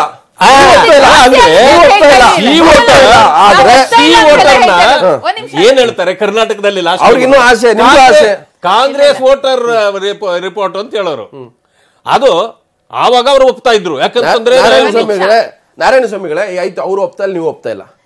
ಎಲ್ಲ ಒಂದ್ ಕಡೆ ಇದು ಒಂದು ರೀತಿಯ ಶೇಕ್ ಆಗ್ತಾ ಇದೆ ಅಂತ ಅನ್ಸಲ್ಲ, ಬಿಜೆಪಿ ಥ್ರೆಟ್ ಅಂತ ಅನ್ಸಲ್ವಾ ಈ ಸಮೀಕ್ಷೆಗಳು? ನಿಮ್ಮ ಕಾನ್ಫಿಡೆನ್ಸ್ ಲೆವೆಲ್ ಏನಿದೆ? 25 ಸೀಟ್ ಅಂತ ಹೇಳ್ತಿದ್ರಲ್ಲ, 150 ಮಿಷನ್ ಹೇಳಿದ್ರಿ 2018 ಲೋಕಸಭೆ ಇದು ವಿಧಾನಸಭೆಯಲ್ಲಿ, ಈಗ 25+ ಅಂತ ಹೇಳ್ತಾ ಇದ್ರಿ. 25+ಗೆ ಎಲ್ಲೋ ಮೈನಸ್ ಆಗ್ತಾ ಇದಲ್ಲ. ಈಗ ನಾವು ಹೇಳೋದು ಒಂದಿರ್ತದೆ, ನಾವು ಅಂಡರ್ಗ್ರೌಂಡ್ ಬೇರೆ ಇಲ್ಲ, ನಿಜನೇ. ನಾವು ಹೇಳಿದ್ದು 150 ಅಂತ ಹೇಳಿದ್ವಿ, ಆದ್ರೆ ನಾವು ಬಂದಿದ್ದು 104. ಆದ್ರೆ ರಿಪೋರ್ಟ್ಸ್ ಎಲ್ಲ ಬಂದಿದ್ದು ಹೇಳ್ಬಿಡಿ, ಸರ್ವೆ ರಿಪೋರ್ಟ್ಗಳು ಎಲ್ಲವೂ ಕೂಡ 60ರಿಂದ 65, 70ಕ್ಕಿಂತ ಜಾಸ್ತಿ ನಮ್ಗೆ ಯಾರು ಕೊಟ್ಟಿಲ್ಲ. ಅದೇಂಗ್ ಬಂತಪ್ಪ? ಹಾಗಾದ್ರೆ ನಿಮ್ಮನ್ನ ಮೀರಿಸಿ ಜನ ನಮ್ಗೆ ಓಟ್ ಹಾಕ್ಬಿಟ್ಟಾರ ಬಿಜೆಪಿಗೆ? ಅದನ್ನು ಯೋಚನೆ ಮಾಡ್ಬೇಕಲ್ಲ. ಅದೇನೇ ಹೇಳೋದು, ground report is something different from this report. ಅದೇ ನಾನು ಹೇಳ್ತಾ ಇರೋದು, ನಿಮ್ಮ ಗಠಬಂಧನ್ ನೀವು ಮಾಡ್ಕೊಳ್ಳಿ, ನಮ್ಗೇನು ಚಿಂತೆ ಇಲ್ಲ. ನಿಮ್ ಗಠಬಂಧನ್ ಆದಾಗ ನಾವು ಶಕ್ತಿ ಇನ್ನೂ ಹೆಚ್ಚು. ಓಪನ್ ಚರ್ಚೆ ಮಾಡೋ ಸಮೀಕ್ಷೆ ಪ್ರಕಾರ ನಾರಾಯಣ ಸ್ವಾಮಿಗಳೇ, ನೀವು ಈಗ ಮಾತಾಡ್ತಾ ಇದ್ದೀವಿ ಇಬ್ಬರು JDS ಕಾಂಗ್ರೆಸ್, ಬಿಜೆಪಿ ಕಾಂಗ್ರೆಸ್ ಇರುತ್ತೆ, JDS ಅವ್ರ ಪರವಾಗಿ ಇವರೇ ಮಾತಾಡ್ತಾರೆ. ನಿಮ್ಮ ಪ್ರಕಾರ ಯಾವ ಸೀಟ್ ಗೆಲ್ಬೋದು? ಸಮೀಕ್ಷೆ ಬಿಟ್ಬಿಡಿ, 28ರಲ್ಲಿ ಯಾವ ಕ್ಷೇತ್ರ ಹೇಳ್ಕೊಂಡು ಹೋದ್ರೆ ಇಲ್ಲ. ಹಾಗೆ 28 ಹೀಗೆ ಹೇಳ್ತಾರೆ. ಮೈಸೂರು ನಮ್ಗೆ ಏನಾಗುತ್ತೆ, ಮಂಡ್ಯಗೆ ಏನಾಗುತ್ತೆ, ಕೋಲಾರ್ಗೆ ಏನಾಗುತ್ತೆ, ಚಿಕ್ಕಬಳ್ಳಾಪುರ್ಗೆ ಏನಾಗುತ್ತೆ, ಬೆಂಗಳೂರಲ್ಲಿ ಏನ್ ಮಾಡ್ತೀವಿ ನಾವು? ಅಲಯನ್ಸ್ ಇಂದಾಗಿ ಓಟು ಪ್ಲಸ್ ಆಗುತ್ತೆ, ಮೈನಸ್ ಆಗಲ್ಲ. ಚಿಕ್ಕಬಳ್ಳಾಪುರದಲ್ಲಿ ಕುಮಾರಸ್ವಾಮಿ ಅವರೇ ಕ್ಯಾಂಡಿಡೇಟ್ ಆಗಿದ್ರು ಕಳೆದ ಬಾರಿ, ಆದ್ರೂ ಅವ್ರು ಸೋತು. ಆ ಡಿಫರೆನ್ಸ್ ಎಷ್ಟಾಗಿತ್ತು? ಕೇವಲ 7,000. ಪೊಲಿಟಿಕಲ್ ಕ್ಯಾಲ್ಕುಲೇಷನ್ ಇತ್ತು ಬಿಡಿ. ಅದರಿಂದಾಗಿ ಈ ಸಾರಿ ಅಲ್ಲಿ ಚಿಕ್ಕಬಳ್ಳಾಪುರ 100ಕ್ಕೆ 100 ಬಿಜೆಪಿ, ಮತ್ತೆ ಕೋಲಾರ ಕೂಡ ಈ ಸಾರಿ ಬಿಜೆಪಿ. ಈ ರೀತಿ ನೋಡ್ತಾ ಹೋದ್ರೆ ನೀವು ಅಲ್ಲಿ ಏನು ನಮ್ಮದೇ 20+ ಅನ್ಕೊಂಡಿದ್ದಾರೆ. ಆದ್ರಿಂದ ನಾವೇ ಅಲ್ಲಿ ಗೆಲ್ಲೋದು. ಮಾತಾಡ್ತೀನಿ. ಬೇರೆ ಬೇರೆ ರಾಜ್ಯಗಳ ಸಮೀಕ್ಷೆ ಕೂಡ ಬರ್ತಾ ಇದೆ. 2019 ಮಹಾಯುದ್ಧ ಏನಿದೆ, ಬಿಗ್ ಫೈಟ್ ಏನಿದೆ, ಕಾಂಗ್ರೆಸ್ ಮತ್ತೊಂದು ಕಡೆ ಬಿಜೆಪಿ, ಮತ್ತೊಂದು ಕಡೆ ಮೋದಿ ವರ್ಸಸ್ ಮೋದಿ ವಿರೋಧಿ ಮಹಾಗಠಬಂಧನ್, 2 ರಂಗಗಳ ಮಧ್ಯೆ ಶುರು ಆಗಿರ್ತಕ್ಕಂಥ ಮಹಾವಾರ ಏನಿದೆ, ಅದರ ಪೂರ್ವ ಸಮೀಕ್ಷೆಗಳು ಬರ್ತಾ ಇದಾವೆ. ಇದರ ಪ್ಲಸ್ ಆರ್ ಮೈನಸ್ ಇದ್ದೇ ಇರುತ್ತೆ. ನಾನು 100ಕ್ಕೆ 100 ನಿಜ ಅಂತಲೂ ಹೇಳಲ್ಲ, ಯಾಕಂದ್ರೆ ಶಾಂಪಲ್ ತಗೊಂಡಿರ್ತಕ್ಕಂಥ ಪ್ರಮಾಣ ಕಡಿಮೆ ಇರ್ಬೋದು. ಆದ್ರೆ ಎಲ್ಲೋ ಒಂದು ಕಡೆ ಮೂಡ್ ಅನ್ನುವಂಥದ್ದು ಇರುತ್ತೆ, mood of the nation, mood of the state, ಜನರ ಮನಸ್ಥಿತಿ, ಜನರ ಭಾವನೆಗಳು ಕೂಡ ಅರ್ಥ ಆಗುತ್ತೆ. ಹಾಗಾಗಿ ಪೊಲಿಟಿಕಲ್ ಪಾರ್ಟಿಗಳಿಗೆ ಇದು ಒಂದು ರೀತಿಯಾದಂತಹ ಮೆಸೇಜ್ ಕೂಡ ಇರುತ್ತೆ, ಅವರಿಗೆ ಜೋಶ್ ತರ್ತಕ್ಕಂಥದ್ದು ಇರುತ್ತೆ. ಆಮೇಲೆ ಲೆಕ್ಕಾಚಾರಗಳು ಕೂಡ ರಣತಂತ್ರ ರೂಪಿಸಲಿಕ್ಕೆ ಅವಕಾಶ ಕೊಡುತ್ತೆ. 2019 ಲೋಕಸಭಾ ಚುನಾವಣಾ ಪೂರ್ವ ಸಮೀಕ್ಷೆಗಳು ಹೊರ ಬರ್ತಾ ಇದೆ. ಎಬಿಪಿ ಸಿ ವೋಟರ್ ಸಮೀಕ್ಷೆ. ಈಗ ಉತ್ತರ ಪ್ರದೇಶದಲ್ಲಿ ಏನಾಗ್ತಾ ಇದೆ ಚಿತ್ರಣ, ಉತ್ತರ ಪ್ರದೇಶ ಲೆಕ್ಕಾಚಾರ ಉಲ್ಟಾ ಪಲ್ಟಾ ಆಗ್ತಾ ಇದೆ. ನರೇಂದ್ರ ಮೋದಿ ಕನಸು ಭಗ್ನ ಆಗ್ತಾ ಇದೆ. ಉತ್ತರ ಪ್ರದೇಶದಲ್ಲಿ ಬಿಜೆಪಿಗೆ ಆಗ್ತಾ ಇದೆ ಭಾರಿ ಹಿನ್ನಡೆ. ಮಾಯಾವತಿ, ಅಖಿಲೇಶ್ ಯಾದವ್, ಎಸ್ಪಿ ಮೈತ್ರಿ ದೊಡ್ಡ ಪ್ರಮಾಣದಲ್ಲಿ ಬಿಜೆಪಿಗೆ ಸೆಟ್ ಬ್ಯಾಕ್ ಕೊಡ್ತಾ ಇದೆ. ಚುನಾವಣಾ ಪೂರ್ವ ಸಮೀಕ್ಷೆಗಳ ಲೆಕ್ಕಾಚಾರ ಒಂದು ಕಡೆ, ಬಿಜೆಪಿ ಲೆಕ್ಕಾಚಾರ ಉತ್ತರ ಪ್ರದೇಶದಲ್ಲಿ ಬಹಳ ದೊಡ್ಡ ಪ್ರಮಾಣದಲ್ಲಿ ಉಂಟಾಗ್ತದೆ. ಉತ್ತರ ಪ್ರದೇಶದಲ್ಲಿ ಇಂಡಿಯಾ ಟುಡೇ ಕಾರ್ವಿ ಸಮೀಕ್ಷೆ ಕೂಡ ಹೊರಗೆ ಬಿದ್ದಿದೆ. ಇಲ್ಲಿ ಸೈಕಲ್ ಆನೆ ಹತ್ತ ಜನ ಏರಿದ್ದಾರೆ. ಎನ್ಡಿಎಗೆ ಕೇವಲ 25 ಸ್ಥಾನ ಸಿಗ್ತದೆ, ಯುಪಿಎಗೆ 4, ಎಸ್ಪಿ 58. 80 ಕ್ಷೇತ್ರಗಳ ಪೈಕಿ ಸೈಕಲ್ ಆನೆಗೆ ಸಮೀಕ್ಷೆಗಳು ಹೆಚ್ಚಿನ ಒಲವು ಇದೆ ಅನ್ನುವಂಥ ಜನರ ಒಲವು. ಸೊ ಎಬಿಪಿಸಿ ವೋಟರ್ ಇರ್ಬೋದು. ಇಂಡಿಯಾ ಟುಡೇ ಕಾರ್ವಿ ಸಮೀಕ್ಷೆ ಪ್ರಕಾರ ಉತ್ತರ ಪ್ರದೇಶದಲ್ಲಿ ಬಿಜೆಪಿಗೆ ಹಿನ್ನಡೆ ಆಗ್ತಾ ಇದೆ, ಭಾರಿ ಹಿನ್ನಡೆ ಆಗ್ತಾ ಇದೆ. ಅಲ್ಲಿ ಎಸ್ಪಿ ಮಾಯಾವತಿ, ಬಹುಬತೀಜಾ ಇಬ್ಬರಿಗೂ ದೊಡ್ಡ ಲಾಭ ಆಗ್ತಾ ಇದೆ ಉತ್ತರ ಪ್ರದೇಶ ಮಹಾಗಠಬಂಧನ್ಗೆ. ಇಲ್ಲಿ ಮೋದಿ ನೇತೃತ್ವದ ಎನ್ಡಿಗೆ ದೊಡ್ಡ ಸೆಟ್ ಬ್ಯಾಕ್ ಆಗಿರ್ತದೆ, ಹಿನ್ನಡೆ ಆಗ್ತಾ ಇದೆ. ಕಾಂಗ್ರೆಸ್ ನೇತೃತ್ವದ ಯುಪಿಎಗೆ 4 ಸೀಟು, ಮಹಾಗಠಬಂಧನ್ ಎಸ್ಪಿಗೆ 51 ಸೀಟ್ ಸಿಗ್ತದೆ. ಇದು ಎಬಿಪಿ ಸಿ ವೋಟರ್ ಸರ್ವೆ ಪ್ರಕಾರ. ಸೊ ಅಂದ್ರೆ ಇಡೀ 2019 ಚುನಾವಣಾ ಪೂರ್ವ ಸಮೀಕ್ಷೆಯಲ್ಲಿ ನೇರವಾಗಿ ಉತ್ತರ ಪ್ರದೇಶ ಬಿಜೆಪಿಗೆ ಅಧಿಕಾರ ಗದ್ದುಗೆ ಮೇಲೆ ಕೂರಿಸಿದ್ದೆ. Uttar Pradesh 73 seat ಗೆದ್ದಿತ್ತು 2014ರಲ್ಲಿ. 71 seat BJP ಸ್ವಂತ ಗೆದ್ದಿರ್ತಕ್ಕಂಥ, 2 ಅಪನಾದಳ ಗೆದ್ದಿರ್ತಕ್ಕಂಥದ್ದು. ಸೊ ಈಗ ಅದು ಹೆಚ್ಚು ಕಮ್ಮಿ 50 ಸೀಟ್ ಕಳ್ಕೊಳ್ತಾ ಇದೆ. ನಾರಾಯಣ ಸ್ವಾಮಿಗಳೇ, ದೆಹಲಿಯಲ್ಲಿ ಯಾರು ಸರ್ಕಾರ ಕೌನ್ ಬನೇಗ ಸರ್ಕಾರ ಅಂದ್ರೆ ಯುಪಿ ಡಿಸೈಡ್ ಮಾಡುವಂತ ಒಂದು ರಾಜ್ಯ. ಇಡೀ ಉತ್ತರ ಭಾರತದಲ್ಲೇ, ಇಡೀ ದೇಶದಲ್ಲಿನೇ ಉತ್ತರ ಭಾರತ, ಇದು ಉತ್ತರ ಪ್ರದೇಶ ಏನ್ ಹೇಳುತ್ತೆ ಕೇಂದ್ರದಲ್ಲಿ ಆ ಸರ್ಕಾರ. ಇವತ್ತು ನೀವು ಗೆದ್ದಿದ್ದು 80 ಸೀಟಲ್ಲಿ 73 ಉತ್ತರ ಪ್ರದೇಶದಲ್ಲಿ ಸಂಪೂರ್ಣವಾಗಿ ಸೆಟ್ ಬ್ಯಾಕ್. 75% ನಿಮಗೆ ಹಿನ್ನಡೆ ಆಗ್ತಾ ಇದೆ, ಮುಖಭಂಗ ಆಗ್ತದೆ. ಇಲ್ಲ, ನೀವು ಹೇಳಿದ್ದು ನಿಜ. ಉತ್ತರ ಪ್ರದೇಶ ಏನು ತೀರ್ಮಾನ ತಗೊಳ್ತದೋ ಅದು ದೇಶದ ಮೇಲೆ ಅದರ ಎಫೆಕ್ಟ್ ಯಾವಾಗಲೂ ಇರ್ತಿತ್ತು. ಈವನ್ ನೆಹರು ಇಂದಿರಾ ಗಾಂಧಿ ಕಾಲದಲ್ಲೂ ಕೂಡ ಅವತ್ತು 85 ಸೀಟುಗಳಿದ್ವು. ಅದಾದ ಮೇಲೆ ಈಗ ಅದು 80ಕ್ಕೆ ಬಂದಿದೆ. ಸೊ ಏನೇ ಇರಲಿ, ಈಗ ಬಿಜೆಪಿ ಕಳೆದ ಬಾರಿ ಕೂಡ ನಾವೇ 72 ಸ್ಥಾನಗಳಲ್ಲಿ 71 ನಿಮ್ದು 2 ಅಪನಾದಳು. ಹೌದು, ಈಗ ಅದು ನಡೆದಿದ್ದು.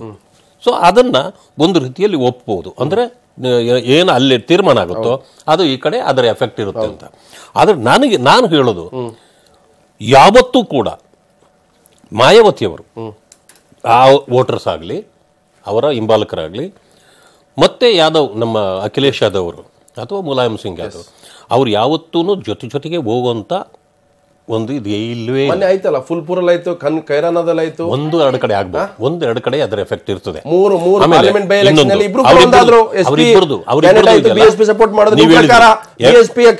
ವೋಟ್ ಕನ್ವರ್ಟ್ ಮಾಡದಂತೆ ಆಗಿದ್ರೆ ಅವ್ರು ಸೋಲ್ಬೇಕಾಗಿತ್ತಲ್ವಿ. ಅಲ್ಲಿ ಅದು ಯೋಗಿ ಆದಿತ್ಯನಾಥ್ ಕ್ಷೇತ್ರ ಗೋರಖ್ಪುರ, ಅವರು ಪದೇ ಗೆದ್ದಿರ್ತಕ್ಕಂಥ ಕ್ಷೇತ್ರ. ಕೆಲವು ಕಡೆ ಆಗುತ್ತೆ. ನೀವು ಹೇಳಿದ್ದಕ್ಕೆ ನಾನು ಹೇಳಿದೆ, ಈಗ 73 ಇದ್ದು ನಾವು ಸಡನ್ ಆಗಿ ನೀವು 20 ಬಂದ್ಬಿಡ್ತೀವಿ ಅಂತ ಏನಿಲ್ಲ. 25 ಈ ಸಮೀಕ್ಷೆಗಳು 2 ಸಮೀಕ್ಷೆ, ಇಂಡಿಯಾ ಟುಡೇ ಕಾರ್ವಿ ಸಮೀಕ್ಷೆ, ಎಬಿಪಿ ಸಿ ವೋಟರ್ 2 ಸಮೀಕ್ಷೆಗಳ ಪ್ರಕಾರ 25 ಆಸುಪಾಸ್ ಇದ್ರೆ 1-2-3 ಜಾಸ್ತಿ ಆಗ್ಬೋದು. ಬಿಜೆಪಿ ದೊಡ್ಡ ಹಿನ್ನಡೆ ಆಗ್ತಾ ಇದೆ. ನಮ್ಮದೇ ಟೋಟಲ್ ನಿಮ್ಗೆ ಡ್ರೀಮೇ ಭಗ್ನ ಆಗ್ತದೆ. ಈಗ ಇವರೆಲ್ಲರೂ ಒಂದಾದ್ರೂ ಕೂಡ ನಮ್ದು ಯಾವತ್ತಿಗೂ ಕೂಡ ನಾವು 50ಕ್ಕಿಂತ ಕಡಿಮೆ ನಾವು ಇರೋದೇ ಇಲ್ಲ ಉತ್ತರ ಪ್ರದೇಶದಲ್ಲಿ. ಕವಿತಾ ರೆಡ್ಡಿ, ಈಗ ನಿಮ್ ಪಕ್ಷದ ಲೆಕ್ಕ ಬರಲ್ಲ. ಆಂಟಿ ಮೋದಿ ಫ್ರಂಟ್ ಏನಿದೆ, ಎಸ್ಪಿ ನಿಮ್ಮನ್ನು ಹೊರಗಿಟ್ಬಿಟ್ರಿ, ನಿಮ್ಗೆ ಸೇರಿಸ್ಕೊಳ್ಳಿಲ್ಲ ಅವರು. ಆದರೆ 51 ಎಬಿಪಿಸಿ ವೋಟ್ರು, 58 ಇಂಡಿಯಾ ಟುಡೇ ಕಾರ್ವಿ ಸಮೀಕ್ಷೆ, ಹೆಚ್ಚು ಕಮ್ಮಿ 50+ ಮಹಾಗಠಬಂಧನ್ಗೆ. ಅಂದ್ರೆ ದೆಹಲಿಯಲ್ಲಿ ಯಾರು ಕೆಂಪು ಕೋಟೆಯ ಧ್ವಜ ಹಾರಿಸ್ತಾರೆ ಅನ್ನೋದ್ರ ತೀರ್ಮಾನ ಮಾಡ್ತಾ ಇದೆಯಾ? ಅಂದ್ರೆ ಇದು ಎನ್ಡಿಎಗೆ ದೊಡ್ಡ ಹಿನ್ನಡೆ ಆಗ್ತಾ ಇದೆ. ಲಕ್ಷ್ಮಣ್ ಅವರೇ, ನೀವು ಪದೇ ಹೇಳ್ಬಿಡಿ, ನಾವು ಸಿ ವೋಟರ್ ಈ ಸಮೀಕ್ಷೆನ ನಾವು ರಿಜೆಕ್ಟ್ ಮಾಡ್ತಾ ಇಲ್ಲ, ಇದನ್ನ ಬೆಟರ್ ಆಗುತ್ತೆ ಅಂತ ಹೇಳ್ತಾ ಇದ್ದೀವಿ. ಇಂದು ಇಂಪ್ರೂವ್ ಆಗುತ್ತೆ. ಇವಾಗಿನ ಸಮೀಕ್ಷೆ ನಮ್ಮ ಈ ಒಂದು ಸ್ಟೇಜ್ ನಲ್ಲಿ ನಾವೇನೇನ್ ಚೇಂಜಸ್ ಮಾಡ್ತಾ ಇದ್ದೇವೆ, ಏನೇನ್ ಬದಲಾವಣೆ ತರ್ತಾ ಇದ್ದೇವೆ, ನಾವು ಫ್ರಂಟ್ ಫುಟ್ ಅಲ್ಲೇ ಆಡ್ತೀವಿ ಯುಪಿ ನಲ್ಲಿ. We will not play back foot. So ಹಾಗಾಗಿ ಅಲ್ಲಿನ ಬದಲಾವಣೆಗಳನ್ನು ಕನ್ಸಿಡರ್ ಮಾಡಿಲ್ಲ. ಸಮೀಕ್ಷೆಲ್ಲೂ ಕೂಡ ಕಾಂಗ್ರೆಸ್ಗೆ ಅಲ್ಲ ಲಕ್ಷ್ಮಣ್ ಅವರೇ, ಇವಾಗಿನ ಸಮೀಕ್ಷೆ ಇದು ಏನೋ ಇವಾಗಿನ ಸ್ಟ್ರಾಟಜಿ ಏನಿದೆ ಅದನ್ನ ಕನ್ಸಿಡರ್ ಮಾಡಿಲ್ಲ. ನಮ್ಮ ಸ್ಟ್ರಾಟಜಿ ಜೊತೆಗೆ ಅಲ್ಲಿನ ಅನೇಕ ಪರಿಸ್ಥಿತಿಗಳನ್ನ ಕನ್ಸಿಡರ್ ಮಾಡಿ ಪ್ರಿಯಾಂಕಾ ಗಾಂಧಿ ಎಂಟ್ರಿ ಪೋಸ್ಟ್ ಅಲ್ಲಿ ಪ್ರೀ ಅಲೈಯನ್ಸ್ ಚೇಂಜಸ್ ಏನೇನಾಗಬಹುದು ಮತ್ತೆ ಬೇರೆ ಬೇರೆ ಕಡೆಯಿಂದ ಚೇಂಜಸ್ ಏನಾಗಬಹುದು ಅದೆಲ್ಲಾನು ಸಮೀಕ್ಷೆಯಲ್ಲಿ ತಗೊಂಡಿಲ್ಲ. ನಮ್ಮ ಸ್ಟ್ರಾಟಜಿನ ಪ್ಲೇ ಔಟ್ ಆಗಿಲ್ಲ. ನೀವು ಪ್ರತಿಯೊಂದು ಸ್ಟೇಟ್ ನಲ್ಲೂ ಅಷ್ಟೇ ನಮ್ಮ ಸ್ಟ್ರಾಟಜಿನ ಪ್ಲೇ ಔಟ್ ಆಗಿಲ್ಲ. ಅವ್ರ ಸ್ಟ್ರಾಟಜಿ ಇವಾಗಲೇ ಇದೆ, ದೇ ಆರ್ ವೆರಿ ಕ್ಲಿಯರ್. ನಮ್ಮ ಸ್ಟ್ರಾಟಜಿ ಅನೇಕ ಸ್ಟೇಟ್ಸ್ ನಲ್ಲಿ ಪ್ಲೇ ಔಟ್ ಆಗಿಲ್ಲ. ಆ ಪ್ಲೇ ಔಟ್ ಆದಾಗ ಇನ್ನ ಒಂದು ಏನು ಜಾಸ್ತಿ ಆಗುತ್ತೆ. ಪ್ರಿಯಾಂಕಾ ಗಾಂಧಿ ಎಂಟ್ರಿಯಿಂದಾಗಿ ನಿಮ್ಮ ಸಂಖ್ಯೆ ಹೆಚ್ಚಾಗುತ್ತೆ. Not only Priyanka Gandhi but also Jyotiraditya Scindia. ಯಾಕಂದ್ರೆ ಅವರು ಕೊಟ್ಟಿರುವಂತಹ ವೆಸ್ಟರ್ನ್ ಯುಪಿ ಇದೆಯಲ್ಲ, western UP has a very high amount. Western UP ನಾನು ಹೇಳ್ತಾ ಜ್ಯೋತಿರಾದಿತ್ಯ ಸಿಂಧ್ಯಾ ಅವರು ಇಂಪ್ಯಾಕ್ಟ್ ಜಾಸ್ತಿ ಆಗುತ್ತೆ ವೆಸ್ಟರ್ನ್ ಯುಪಿ ನಲ್ಲಿ. ಬಿಕಾಸ್ ಆ ಒಂದು ಇದು ಇದೆಯಲ್ಲ, ಅವ್ರು ಇವನ್ ಎಂಪಿ ಅವ್ರ ಕ್ಷೇತ್ರ ಇರೋದಕ್ಕೆ ಖುಷಿ, ನಿಮಗೆ ಬಂದ್ರು ಖುಷಿ ಅಲ್ಲ ಸರ್. ನಾವೀಗಾಗ್ಲೇ ನಮ್ಮ ರಾಹುಲ್ ಗಾಂಧಿ ಅವರು ಹೇಳಿದ್ದಾರೆ, ನಾವು ಯಾರು ಅಗೇನ್ಸ್ಟ್ ಇಲ್ಲ. ನಾವು ಮೋದಿ ಅವ್ರ ತರ ಇದು ಯಾವ ಪಕ್ಷದ ವಿರೋಧ ಇಲ್ಲ. ನಾವು ಬೆಟರ್ ಆಗ್ತೀವಿ. ಮಹಾರಾಷ್ಟ್ರ ಕೂಡ ನೋಡ್ಕೊಂಡ. ಮಹಾರಾಷ್ಟ್ರದ ಸಮೀಕ್ಷೆ ಏನಾಗ್ತಾ ಇದೆ 2019 ಚುನಾವಣಾ ಪೂರ್ವ ಸಮೀಕ್ಷೆ. ಸೊ ಮಹಾರಾಷ್ಟ್ರದಲ್ಲಿ ಬಿಜೆಪಿ ಬದಲು ಕಾಂಗ್ರೆಸ್ಗೆ ಹೆಚ್ಚು ಸ್ಥಾನ ಸಿಗ್ತಾ ಇದೆ. ಇದು ಮಹಾರಾಷ್ಟ್ರದ ಸಮೀಕ್ಷೆ. ಎನ್ಡಿಎಗೆ 20, ಯುಪಿಎ 28 ಸ್ಥಾನ ಸಿಗುವ ಸಾಧ್ಯತೆ ಇದೆ. ಎಬಿಪಿ ಮತ್ತೊಂದು ಕಡೆ ಸಿ ವೋಟರ್ ಚುನಾವಣಾ ಪೂರ್ವ ಸಮೀಕ್ಷೆ. ಮಹಾರಾಷ್ಟ್ರದಲ್ಲೂ ಕೂಡ ಬಿಜೆಪಿ ಶಿವಸೇನೆಗೆ ದೊಡ್ಡ ಹಿನ್ನಡೆ ಆಗ್ತಾ ಇದೆ. ಸೊ ಇಲ್ಲಿ ಅದು ತನ್ನ ನೆಲೆಯನ್ನ ಕಳ್ಕೊಳ್ತಾ ಇದೆ. ಮಹಾರಾಷ್ಟ್ರದಲ್ಲಿ ಕಾಂಗ್ರೆಸ್ ಎನ್ಸಿಪಿಗೆ ಭಾರಿ ಲಾಭ ಆಗ್ತಾ ಇದೆ. ಅಂದ್ರೆ ಶಿವಸೇನೆಯ ಭಿನ್ನಮತ ಬಿಜೆಪಿ ಶಿವಸೇನೆಗೆ ದೊಡ್ಡ ಲಾಸ್ ಮಾಡ್ತಾ ಇದೆ. 20 ಸೀಟ್ಗಳನ್ನ ಎನ್ಡಿಎ ಗೆಲ್ತಾ ಇದ್ರೆ 28 ಯುಪಿ ಅಂದ್ರೆ ಎನ್ಸಿಪಿ ಕಾಂಗ್ರೆಸ್ಗೆ ದೊಡ್ಡ ಲಾಭ ಆಗ್ತಾ ಇದೆ ಮಹಾರಾಷ್ಟ್ರದಲ್ಲಿ. ಸೊ ಮಹಾರಾಷ್ಟ್ರದಲ್ಲೂ ಕೂಡ ಲೆಕ್ಕಾಚಾರ ಬಿಜೆಪಿ ಶಿವಸೇನೆಗೆ ದೊಡ್ಡ ಹಿನ್ನಡೆ ಆಗ್ತಾ ಇದೆ. ಇಲ್ಲೂ ಕೂಡ ಎನ್ಡಿಎಗೆ 20 ಸೀಟು ಅಂದ್ರೆ ಶಿವಸೇನೆ ಮತ್ತು ಬಿಜೆಪಿ ಸೇರಿ. ಹಾಗೆ ಯುಪಿಎ ಕಾಂಗ್ರೆಸ್ ಎನ್ಸಿಪಿ ಸೇರಿ 28, ಇತರರಿಗೆ ಯಾವುದೇ ಸ್ಥಾನ ಇಲ್ಲ. ಸೊ ಕಳೆದ ಬಾರಿ ಮಹಾರಾಷ್ಟ್ರದಲ್ಲಿ ಶಿವಸೇನೆ ಬಿಜೆಪಿ ಹೆಚ್ಚು ಕಮ್ಮಿ 40 ಹತ್ರ ಗೆದ್ದಿದ್ರು. ಯುಪಿಎ ಗೆದ್ದಿದ್ದು ಕೇವಲ 7 ರಿಂದ 8 ಸ್ಥಾನಗಳು. ಸೊ ಆದ್ರೆ ದೊಡ್ಡ ಪ್ರಮಾಣದಲ್ಲಿ ಮಹಾರಾಷ್ಟ್ರದಲ್ಲಿ ಲಾಭ ಆಗ್ತಾ ಇದೆ ಎನ್ಸಿಪಿ ಕಾಂಗ್ರೆಸ್ಗೆ. ಹಾಗಾಗಿ ಮಹಾರಾಷ್ಟ್ರದಲ್ಲಿ ಬಿಜೆಪಿ ಶಿವಸೇನೆಗೆ ಭಾರಿ ಹಿನ್ನಡೆ ಆಗ್ತಾ ಇದೆ. ಎಸ್ ನಾರಾಯಣಸ್ವಾಮಿ ಅವರೇ, ಮಹಾರಾಷ್ಟ್ರದಲ್ಲೂ ಕೂಡ ಶಿವಸೇನೆ ನಿಮಗೆ ಕಳೆದ 2 ವರ್ಷದಿಂದ ವಿರೋಧ ಪಕ್ಷ ತರನೇ ಕೆಲಸ ಮಾಡ್ತಾ ಇದೆ. ಸೊ ನಿಮಗೆ ಹಿನ್ನಡೆ ಆಗ್ತಾ ಇದೆ. 20 ಸೀಟ್ಗಳು ಸಿಗ್ತದೆ ಕಾಂಗ್ರೆಸ್ ಮತ್ತು ಎನ್ಸಿಪಿಗೆ. 28 ಈ ಸಮೀಕ್ಷೆ ಪ್ರಕಾರ ಸಿಗುತ್ತೆ ಅನ್ನುವಂಥದ್ದು. ಯಾವಾಗಲೂ ಕೂಡ ರಾಷ್ಟ್ರೀಯ ಪಕ್ಷಗಳ ಜೊತೆಯಲ್ಲಿ ಸೇರ್ಕೊಂಡಿದ್ದ ಪ್ರಾದೇಶಿಕ ಪಕ್ಷಗಳು ಎಲ್ಲೇ ಇರ್ಬೋದು, ಯಾವ ರಾಜ್ಯದಲ್ಲೇ ಇರ್ಬೋದು, ತಮ್ಮ ಅಸ್ತಿತ್ವಗಳನ್ನು ಉಳಿಸ್ಕೊಳ್ಳಿಕ್ಕೆ ಈ ರೀತಿ ನಾಟಕಗಳು ಅವ್ರು ಮಾಡ್ತಾನೇ ಇರ್ತಾರೆ. ಡ್ರಾಮಾ ಇವು ನಡೀದೇ ಇರ್ತವೆ. ಅದು ಕಾಂಗ್ರೆಸ್ ಜೊತೆಯಲ್ಲಿ ಇರೋರು ಇರ್ಬೋದು, ಬಿಜೆಪಿ ಜೊತೆಯಲ್ಲಿ ಇರೋರು ಇರ್ಬೋದು. ಆದ್ರೆ ಚುನಾವಣೆವರೆಗೂ ಇರ್ತಾರೆ ಇವ್ರು. ಹೋಗ್ಲಿ, ಶಿವಸೇನೆ ಶಿವಸೇನೆ ಕಾಂಗ್ರೆಸ್ ಜೊತೆಲಿ ಹೋಗ್ತಾರ? ಅಲ್ಲ, ಶಿವಸೇನೆ ಇಂಡಿಪೆಂಡೆಂಟ್ ಅಲ್ಲ, ಇನ್ನೂ ಸೀಟ್ ಕಮ್ಮಿ ಆಗ್ಬೋದು. ಶಿವಸೇನೆ ಯಾವಾಗ್ಲೂ ಕೂಡ ಅವರು ಬ್ಲಾಕ್ ಮೇಲ್ ಮಾಡ್ತಾ ಇದ್ದಾರೆ ಅಷ್ಟೇ.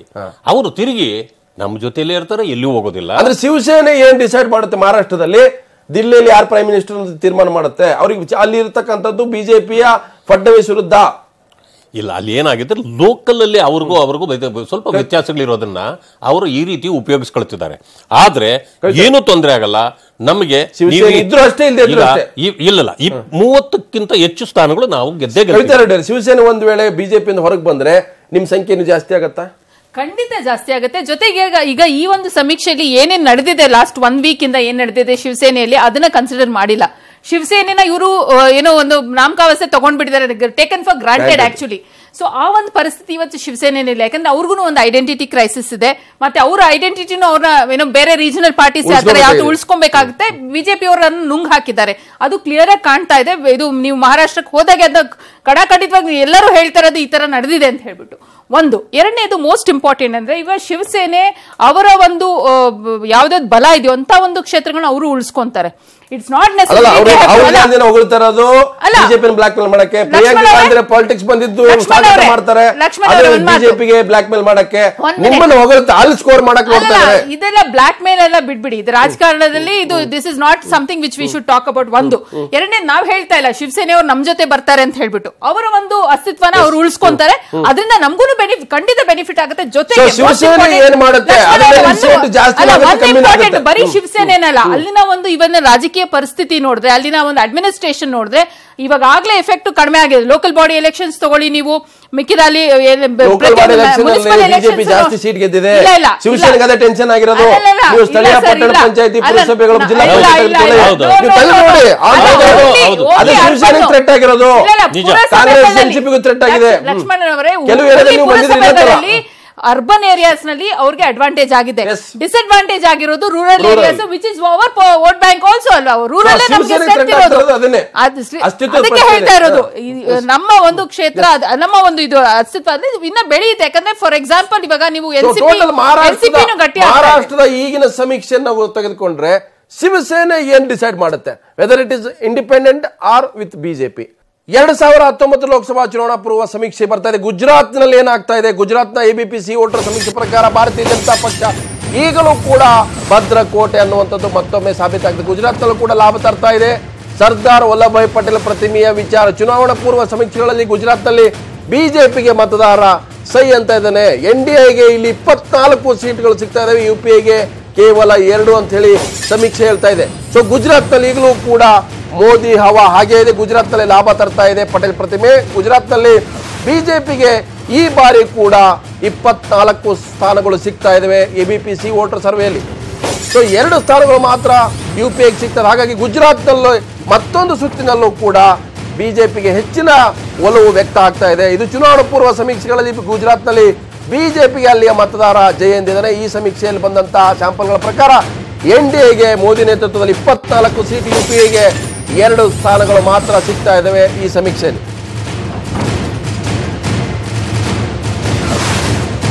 ಸೊ ಇದು ಗುಜರಾತ್ನ ಸಮೀಕ್ಷೆ, ಎಬಿಪಿ ವೋಟರ್ನ ಸಮೀಕ್ಷೆಯಲ್ಲಿ ಗುಜರಾತ್ನಲ್ಲಿ ಮೋದಿಗೆ ಮತ್ತೆ ದೊಡ್ಡ ಪ್ರಮಾಣದಲ್ಲಿ ಅಲ್ಲಿಯ ಮತದಾರ ಜಯ ಅಂತ ಇದ್ದಾರೆ. ಎನ್ಡಿಎಗೆ 24 ಸ್ಥಾನಗಳು ಸಿಗ್ತಾ ಇದ್ದಾವೆ. ಹಾಗೆ ಯುಪಿಎಗೆ ಕೇವಲ 2 ಸ್ಥಾನಗಳು, ಇತರರಿಗೆ ಯಾವುದೇ ಸ್ಥಾನ ಇಲ್ಲ. ಇದು ಗುಜರಾತ್ನ ಸಮೀಕ್ಷೆ. ಏನು ಎಬಿಪಿ ಮತ್ತು ವೋಟರ್ ಸಮೀಕ್ಷೆಯಲ್ಲಿ ಗುಜರಾತ್ ಮತ್ತೆ ಮೋದಿಗೆ ಜಯ ಅಂತ ಇದೆ. ಬಿಜೆಪಿಗೆ ಹೆಚ್ಚಿನ ಸ್ಥಾನಗಳು ಅಂದ್ರೆ 24 ಸ್ಥಾನಗಳು, 26 ಪೈಕಿ 24 ಸ್ಥಾನಗಳು ಬಿಜೆಪಿಗೆ ಹೋಗುತ್ತೆ. 2 ಸ್ಥಾನಗಳು ಮಾತ್ರ ಕಾಂಗ್ರೆಸ್ ಪಾಲಾಗ್ತಾ ಇದೆ. ಕವಿತಾ ರೆಡ್ಡಿ, ಗುಜರಾತ್ ನಲ್ಲಿ ನೀವು ರಿವೈವಲ್ ಮಾಡಕ್ ಹೊರಟಿದ್ರೆ, ಮೊನ್ನೆ ಅಸೆಂಬ್ಲಿ ಚುನಾವಣೆಯಲ್ಲಿ ಹೆಚ್ಚಿನ ಸ್ಥಾನಗಳು ಬಂತು, ಹೆಚ್ಚು ಕಮ್ಮಿ ನಿಮ್ಗೆ ಅವ್ರಿಗೆ 10% ಮಾತ್ರ ವ್ಯತ್ಯಾಸ ಇರೋದು ಸೀಟ್ಗಳಲ್ಲಿ. ಸೊ ಲೋಕಸಭೆಯಲ್ಲಿ ಬಹಳ ದೊಡ್ಡ ಪ್ರಮಾಣದಲ್ಲಿ ಹಿನ್ನಡೆ ಆಗಿದೆ. ಕಾಂಗ್ರೆಸ್ ಲೋಕಸಭೆ ಕೌಂಟ್ ಮಾಡ್ರೆ ಅಟ್ಲೀಸ್ಟ್ ನಿಮ್ಗೆ 10+ ಆದ್ರೆ ಆಗಬೇಕಾಗಿತ್ತು. ಇಲ್ಲ, ಗುಜರಾತ್ ನಲ್ಲಿ ನಮ್ಮ ತುಂಬಾ ಸೀನಿಯರ್ ಲೀಡರ್ಸ್ ಹೋದ್ರು, ಇಲ್ಲಾಂದ್ರೆ ಅಲ್ಲಿ ಇವತ್ತು ನಾವು ನಮ್ಮ ಒಂದು ಗವರ್ಮೆಂಟ್ ಸರ್ಕಾರ ಇರಬೇಕಾಗಿತ್ತು. ಬಟ್ ಗುಜರಾತ್ ಇಸ್ ಸ್ಟಿಲ್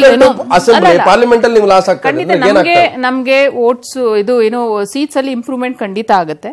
ನಾನು ಇದು ಒಪ್ಕೊಳ್ಳೇಬೇಕು, ಯಾಕಂದ್ರೆ ಗುಜರಾತ್ ಮೋದಿ ಅವರ ಒಂದು ಅವ್ರ ತವರು. ಸೊ ಹಾಗಾಗಿ ಅವ್ರಿಗೆ ಪಾಸಿಟಿವಿಟಿ ಇದ್ದೇ ಇರುತ್ತೆ, ಎಲ್ಲಾದ್ರೂ ಪಾಸಿಟಿವಿಟಿ ಇದ್ದೇ ಇರುತ್ತೆ. ಅದನ್ನ ನಾವು ಇಲ್ಲ ಆಗೋದಿಲ್ಲ ಅಂತ ಹೇಳಕ್ ಆಗೋದಿಲ್ಲ. 89 ತನಕ ಬಂದಿದ್ರೆ ಖಂಡಿತ. ಸೊ ಯಾವ ತರ ಅದರ ಒಂದು ರಿಫ್ಲೆಕ್ಷನ್ ಯಾವ ತರ ಲೋಕಸಭೆ ಮೇಲೆ ಆಗುತ್ತೆ ಅಂತ ನೋಡ್ಬೇಕು. ಮತ್ತೆ ಅಲ್ಲಿನ ಒಂದು ನಮ್ ಸ್ಟ್ರಾಟಜಿ ಏನಿದೆ, ನಾವು ಯಾವ ತರ ಕ್ಯಾಂಡಿಡೇಟ್ಸ್ ನ ಹಾಕ್ತಿವಿ, ಅದೆಲ್ಲಾನು ಅದ್ರ ಮೇಲೆ ಮುಂದಿನ ಚೇಂಜ್ ಆಗುತ್ತೆ. ಗುಜರಾತ್ ಈಗಲೂ ಕೂಡ ಬಿಜೆಪಿಯ ಭದ್ರಕೋಟೆ, ಮೋದಿ ಅವರನ್ನ ಯಾವುದೇ ಕಾರಣಕ್ಕೂ ಗುಜರಾತ್ ಬಿಟ್ಕೊಡಲ್ಲ ಅನ್ನೋ ಮೆಸೇಜ್ ಪಾಸ್ ಆಗ್ತದೆ. 26 ಸ್ಥಾನಗಳಲ್ಲಿ ಕಳೆದ ಬಾರಿ ಇನ್ನೂ ಜಾಸ್ತಿ ಇತ್ತು. ಸೊ ಈ ಬಾರಿ 24. ಹೌದೌದು. ಈಗ ಏನಾಗುತ್ತೆ, ಎಲ್ಲಾ ಕಡೆಯಲ್ಲೂ ಮೋದಿ ಅವರು ಈ ದೇಶಕ್ಕೆ ಬೇಕು ಅಂತಕ್ಕಂಥದ್ದಿದೆ. ಕವಿತಾ ಅವರು ಮೊದಲೇ ಹೇಳುತ್ತಾ ಇನ್ನೊಂದು ಮಾತನ್ನು ಹೇಳಿದ್ರು, ಕಳೆದ ಬಾರಿ ಮೋದಿಯವರ ಅಲೆ ಇತ್ತು, ಈ ಬಾರಿ ಕಮ್ಮಿ ಆಗ್ತಾ ಇದೆ. ಒಂದು ರಾಜ್ಯದಿಂದ ಒಂದು ರಾಜ್ಯಕ್ಕೆ ಕಮ್ಮಿ ಆಗ್ತಾ ಇದೆ ಅಂತ. ಆಕ್ಚುಲಿ ಈಗಲೂ ಅದಕ್ಕಿಂತ ಹೆಚ್ಚು ಅಲೆ ಇದೆ. ಅಲ್ಲ, ಗುಜರಾತ್ನಲ್ಲಿ ಮೋದಿ ಅಲೆ ಯುವಜನರಲ್ಲಿದೆ, ಗಟ್ಟಿಯಾಗಿದೆ, ಆದ್ರೆ ಬೇರೆ ರಾಜ್ಯಗಳಿಗೆ ಹೋದ್ರೆ ಡೌನ್ ಆಗ್ತಾ ಇದೆ, ಫೇಡ್ ಆಗ್ತಾ ಇದೆ ಅನ್ಕೊಂಡಿದ್ದಾರೆ ಅಷ್ಟೇ. ಇದೇನು ಗೊತ್ತಾ, ರಾಫೆಲ್ ಅನ್ನೋದೊಂದು ತಂದ್ರಲ್ಲ, ಅದು ಹಗರಣವೇ ಅಲ್ಲ. ಆದ್ರೆ ಅಲ್ಲಲ್ಲ ಅದು ಅಪಾದನೆ, ಯಾರೂ ಪ್ರೂವ್ ಮಾಡಕ್ಕಾಗಿಲ್ಲ. ಸುಮ್ಮನೆ ಪ್ರಕಾರ NDA ಮೋದಿ ಆ ರೂಲ್ ಪ್ರಕಾರ ನೀವೆಲ್ಲ ಬಹಳ ದೊಡ್ಡ ಸಾಧನೆಗಳಾಗಿದೆ ಅಂತ ನೀವು ಹೇಳ್ತಾ ಇದ್ರಲ್ಲ, ಅದ್ರ ಪ್ರಕಾರ 300+ ಹೋಗ್ಬೇಕಾಗಿತ್ತಲ್ಲ, ಯಾಕೆ ಮೈನಸ್ ಆಗ್ತಾ ಇದೆ? ನಿಮ್ಮ ವಿರೋಧಿಗಳು ಒಂದಾಗಿದ್ರಿಂದ. ಈಗ ಒಂದು ಮಾತು ಹೇಳ್ತೀನಿ, ಇದು ಗಠಬಂಧನ್ನೆಲ್ಲ ಆಗಿ ಮುಗಿದ ಆದ್ಮೇಲೆ ತಿರುಗಿ ರಿಪೋರ್ಟ್ ಬಂದೇ ಬರುತ್ತೆ.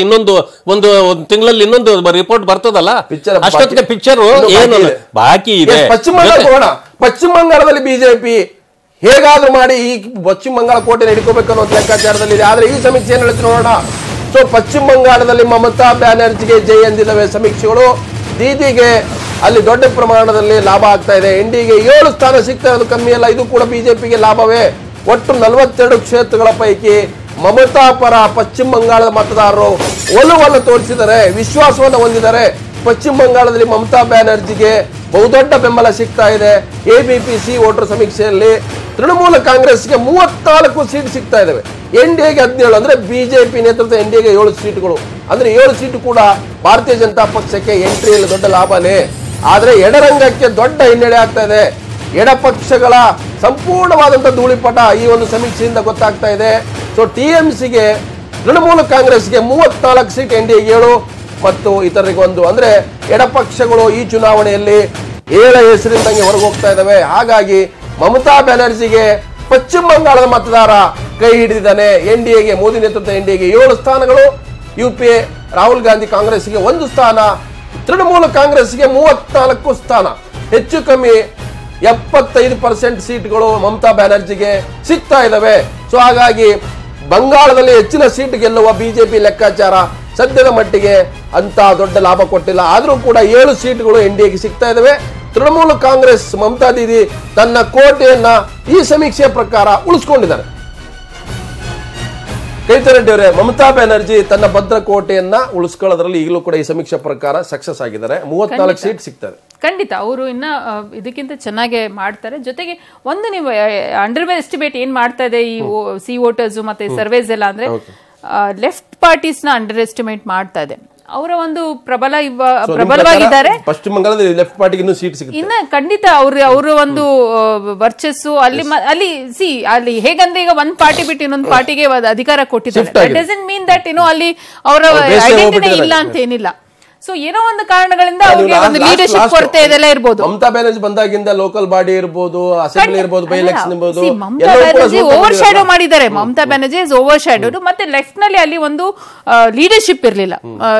ಜ್ಯೋತಿ ಬಸು ಅವರಾದ್ಮೇಲೆ ಒಂದು ಲೀಡರ್ಶಿಪ್ ಕೊರತೆ ಇತ್ತು. ಮೇ ಬಿ ಈ ಒಂದು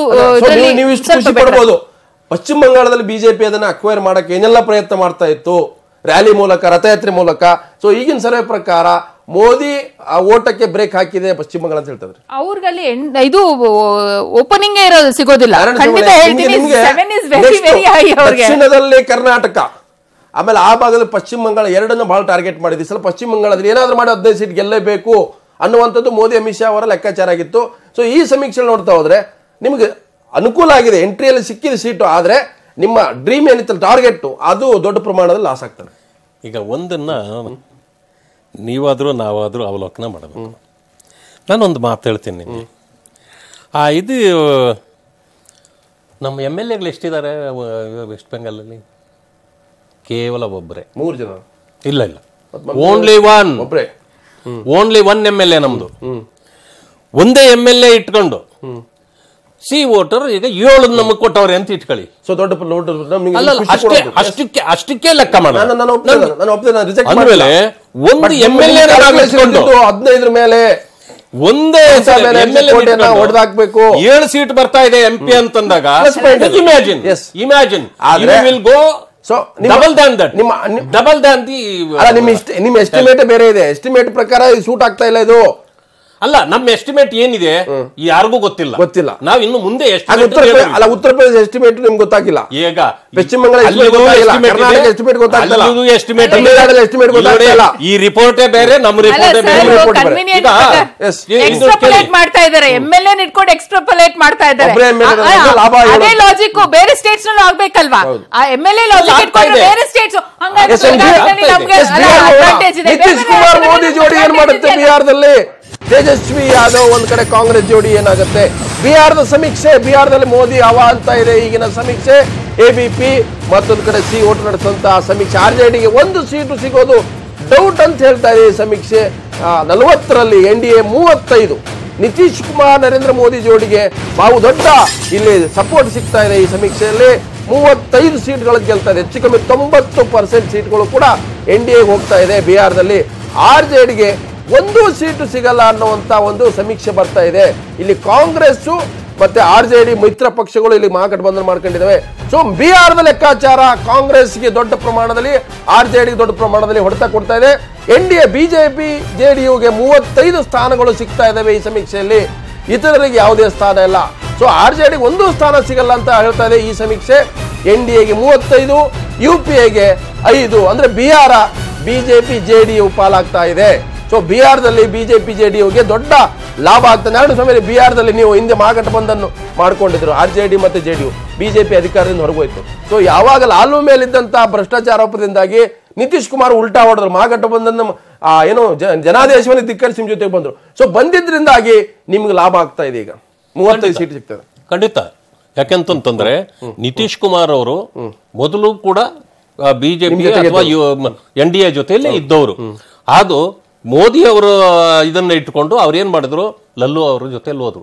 ಲಲ್ಲು ಅವ್ರದ್ದು ತೊಂದರೆಗಳು ಕಂಡ ಮೇಲೆ ನನಗೆ ಇದರ ಶಾಡೋ ನನ್ನ ಮೇಲೆ ಬರ್ಬೋದು, ಅದರಿಂದ ನನಗೆ ಇದು ಬೇಡ ಅಂತೇಳಿ ಮತ್ತೆ ಅವರು ವಾಪಸ್ ಬಂದ್ರು.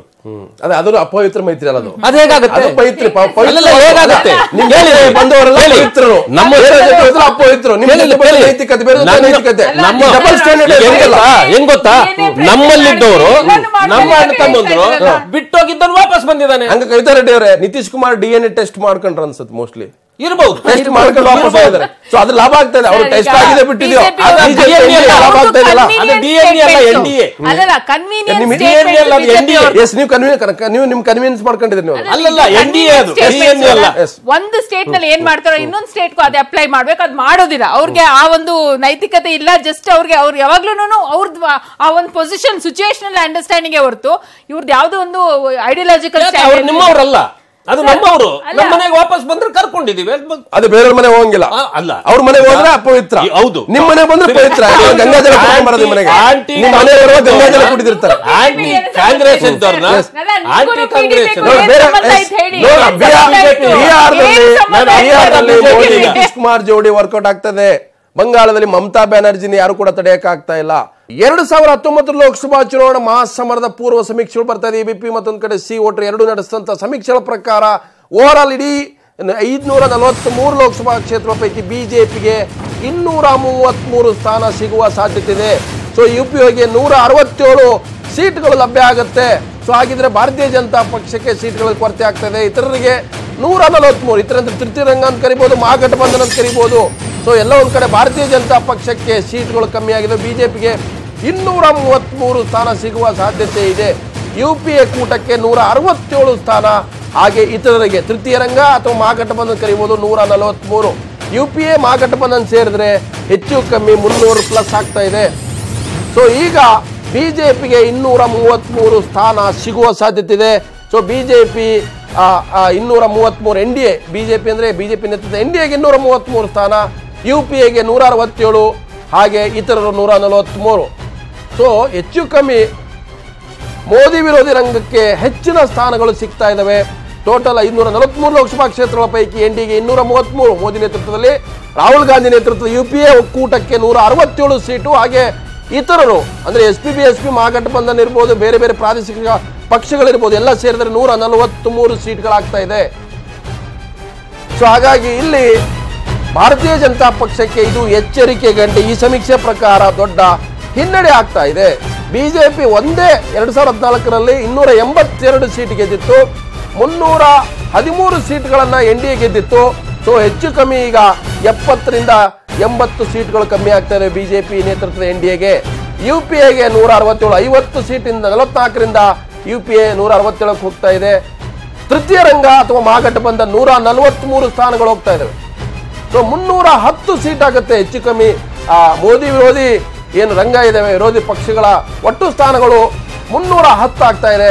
ಸೊ ಬಿಜೆಪಿಗೆ ಇದು ದೊಡ್ಡ ಥ್ರೆಟ್ ಆಗ್ತಾ ಇದೆ. ನಾರಾಯಣಸ್ವಾಮಿ ಬಿಜೆಪಿ ನೇತೃತ್ವದ NDAಗೆ 233 ಸೀಟು ಅಂದ್ರೆ 70ರಿಂದ 75 ಸೀಟ್ಗಳು ಮೈನಸ್ ಆಗ್ತಾ ಇದೆ. ಸಿಂಪಲ್ ಮೆಜಾರಿಟಿ ಕೂಡ ಸಿಗ್ತಾ ಇಲ್ಲ. 70 ಹೇಗೆ ಆಗ್ತದೆ? ಅಲ್ಲ, ಮೈನಸ್ ಕಳೆದ ಬಾರಿಗೆ ನಮ್ದು ಇದ್ದಿದ್ದು 2014ರಲ್ಲಿ ಇನ್ನು ಬಿಜೆಪಿನ 282 ಸೀಟ್ ಗೆದ್ದಿತ್ತು ಇಂಡಿವಿಜುವಲ್ ಆಗಿ. ಹೌದು, ನಿಮ್ಮ ಮಿತ್ರ ಪಕ್ಷ ಸೇರಿ 312 ಆಗಿತ್ತು. ಇವತ್ತು ಹೇಳ್ತೇನೆ ನಾನು, ನಮ್ಮ ಸ್ಥಾನಗಳು ಏನು 282 ಗೆದ್ದಿದ್ವಿ ಲಾಸ್ಟ್ ಟೈಮ್. ನಿಮ್ದು ಒಮ್ಮೆ ಸಿಂಗಲ್ ಆಗಿ. ಇವತ್ತು ಕೂಡ ಅದರ ಆಸುಪಾಸಿನಲ್ಲೇ ನಮ್ಮ ಸೀಟ್ಗಳು ಇರ್ತವೆ ಹೊರತು ಯಾವುದೇ ಅನುಮಾನ ಬೇಕಾಗಿಲ್ಲ. ಮುಂದಿನ ಪ್ರಧಾನಮಂತ್ರಿಗಳು ಕೂಡ ಏನು ಆಗೋದಿಲ್ಲ. ಬಿಪಿ ಆಗ್ತಿರೋದು ಬೇರೆಯವರಿಗೆ, ಒಡ್ಕೊಳ್ತಿದ್ದಾರೆ. ದೇಶದಲ್ಲಿ ನೀವು ನೋಡ್ತಿದ್ದಾರಲ್ಲ, ಬಿಪಿ ಯಾರಿಗೆ ಜಾಸ್ತಿ ಆಗಿ ಅದು ಒಂದಾಗವರಂತ ನೀವು ತಿಳ್ಕೊಳ್ಬೇಡಿ. ಇವೇನ್ ಗೊತ್ತಾ, ಈ ಘಟಬಂಧನ್ ಇದೆಯಲ್ಲ, ಕಪ್ಪೆಗಳನ್ನ ತಕ್ಕಡಿಗೆ ಹಾಕಿದಂಗೆ ಈಗಾಗಲೇ ಘಟಬಂಧನ್ನಿಂದ ಯಾರ್ಯಾರು ಹೊರಗಡೆ ಹೋಗ್ತಿದ್ದಾರೆ ಏನೇನು ನೀವೇ ನೋಡ್ತಾ ಇದ್ದೀರಿ. ನಾವೇ ಕೂಡ ಡೈಲಿ ನಿಮ್ಮ ಟಿವಿಗಳಲ್ಲಿ ನೋಡ್ತಾ ಇದ್ದೀವಿ. ಇದು ಟೈಮ್ ಇದೆ, ಘಟಬಂಧನ್ ಆಗ್ಲಿ ಮೊದಲು, ಆಮೇಲೆ ಗೊತ್ತಾಗುತ್ತೆ ಅಂತ ನಾನು ಮೊದಲೇ ಘಟಬಂಧನೂ ಆಗಲ್ಲ. ಆಂಧ್ರ ಪ್ರದೇಶದಲ್ಲಿ ಆಲ್ರೆಡಿ ಕಾಂಗ್ರೆಸ್ ಹೊರಗೆ ಬಂದಿತ್ತು. ಅಲ್ಲ, ಆಗೋಯ್ತಲ್ಲ. ಮೊದಲು ಘಟಬಂಧನ್ ಆಗ್ಬೇಕಂತ ಮಾಡಿದ್ದೇನೆ ಟಿಡಿಪಿನವರು, ಎಲ್ಲ ಕಡೆ ಓಡಾಡಿದ್ದು. ಏನಾಯ್ತು ಅದರಲ್ಲೂ? ಅದು ಚಂದ್ರಶೇಖರ್ ಅವರು ಏನ್ ಮಾಡಿದ್ರು, ಈಗ ಜಗನ್ನು ಅವರು ಎಲ್ಲ ಅವರು ಒಂದಾಗಿದ್ದಾರೆ. ಅವರೆಲ್ಲ ಹೋಗ್ತಾರೆ, ಅದು ನೋಡಿ.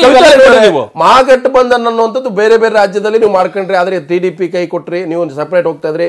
ಕರ್ನಾಟಕದಲ್ಲಿ ಕೂಡ ಸೀಟು ಶೇರಿಂಗ್ ಬಗ್ಗೆ ಚರ್ಚೆ ನಡೀತಾ, ಇವತ್ತು ಕೂಡ ಮೀಟಿಂಗ್ ಆಯ್ತು. ಆದ್ರೆ ಈ ಸಮೀಕ್ಷೆ ನಿಮ್ಗೆ ದೊಡ್ಡ ಪ್ರಮಾಣದಲ್ಲಿ ಟಾನಿಕ್. ಈಗ ಒಂದು ಖಂಡಿತ ಟಾನಿಕ್ ಇದು ಒಂದೇನಂದ್ರೆ ಅನೇಕ ರಾಜ್ಯಗಳಲ್ಲಿ ನಮ್ದು ಡ್ಯುಯಲ್ ಫೈಟ್ ಅಂದ್ರೆ ಈಗ ಮಧ್ಯಪ್ರದೇಶ ಇರ್ಬೋದು, ಮತ್ತೆ ರಾಜಸ್ಥಾನ್ ಇರ್ಬೋದು, ಆ ಕಡೆ ಎಲ್ಲಾನು ಡೈರೆಕ್ಟ್ ಫೈಟ್ ವಿತ್ ಬಿಜೆಪಿ, ನೇರ fight, straight fight, only two parties ಅದೇ. ಸೊ ಹಾಗಾಗಿ ಅನೇಕ ರಾಜ್ಯಗಳು ಎಲ್ಲೆಲ್ಲಿ ಮ್ಯಾಕ್ಸಿಮಮ್ ವೋಟ್ಸ್ ಇದು ಸೀಟ್ಸ್ ಬರುತ್ತೋ ಅಂತ ರಾಜ್ಯಗಳೆಲ್ಲ ಡೈರೆಕ್ಟ್ ಫೈಟ್ ಇರ್ಬೇಕಾದ್ರೆ ಅಡ್ವಾಂಟೇಜ್ ನಮ್ಗೆ ಇರೋದು. ಇವಾಗ MLA ಬಗ್ಗೆ ಮಾತಾಡಿದ್ರಲ್ಲ, ಅನೇಕ ರಾಜ್ಯಗಳಲ್ಲಿ ನಮ್ಮ MLAs ಜಾಸ್ತಿ ಇದ್ದಾರೆ. ಸೊ ಹಾಗಾಗಿ ನಮ್ಗೆ ಅಡ್ವಾಂಟೇಜ್ ಅಲ್ಲಿ ಖಂಡಿತ ಜಾಸ್ತಿ ಇದೆ.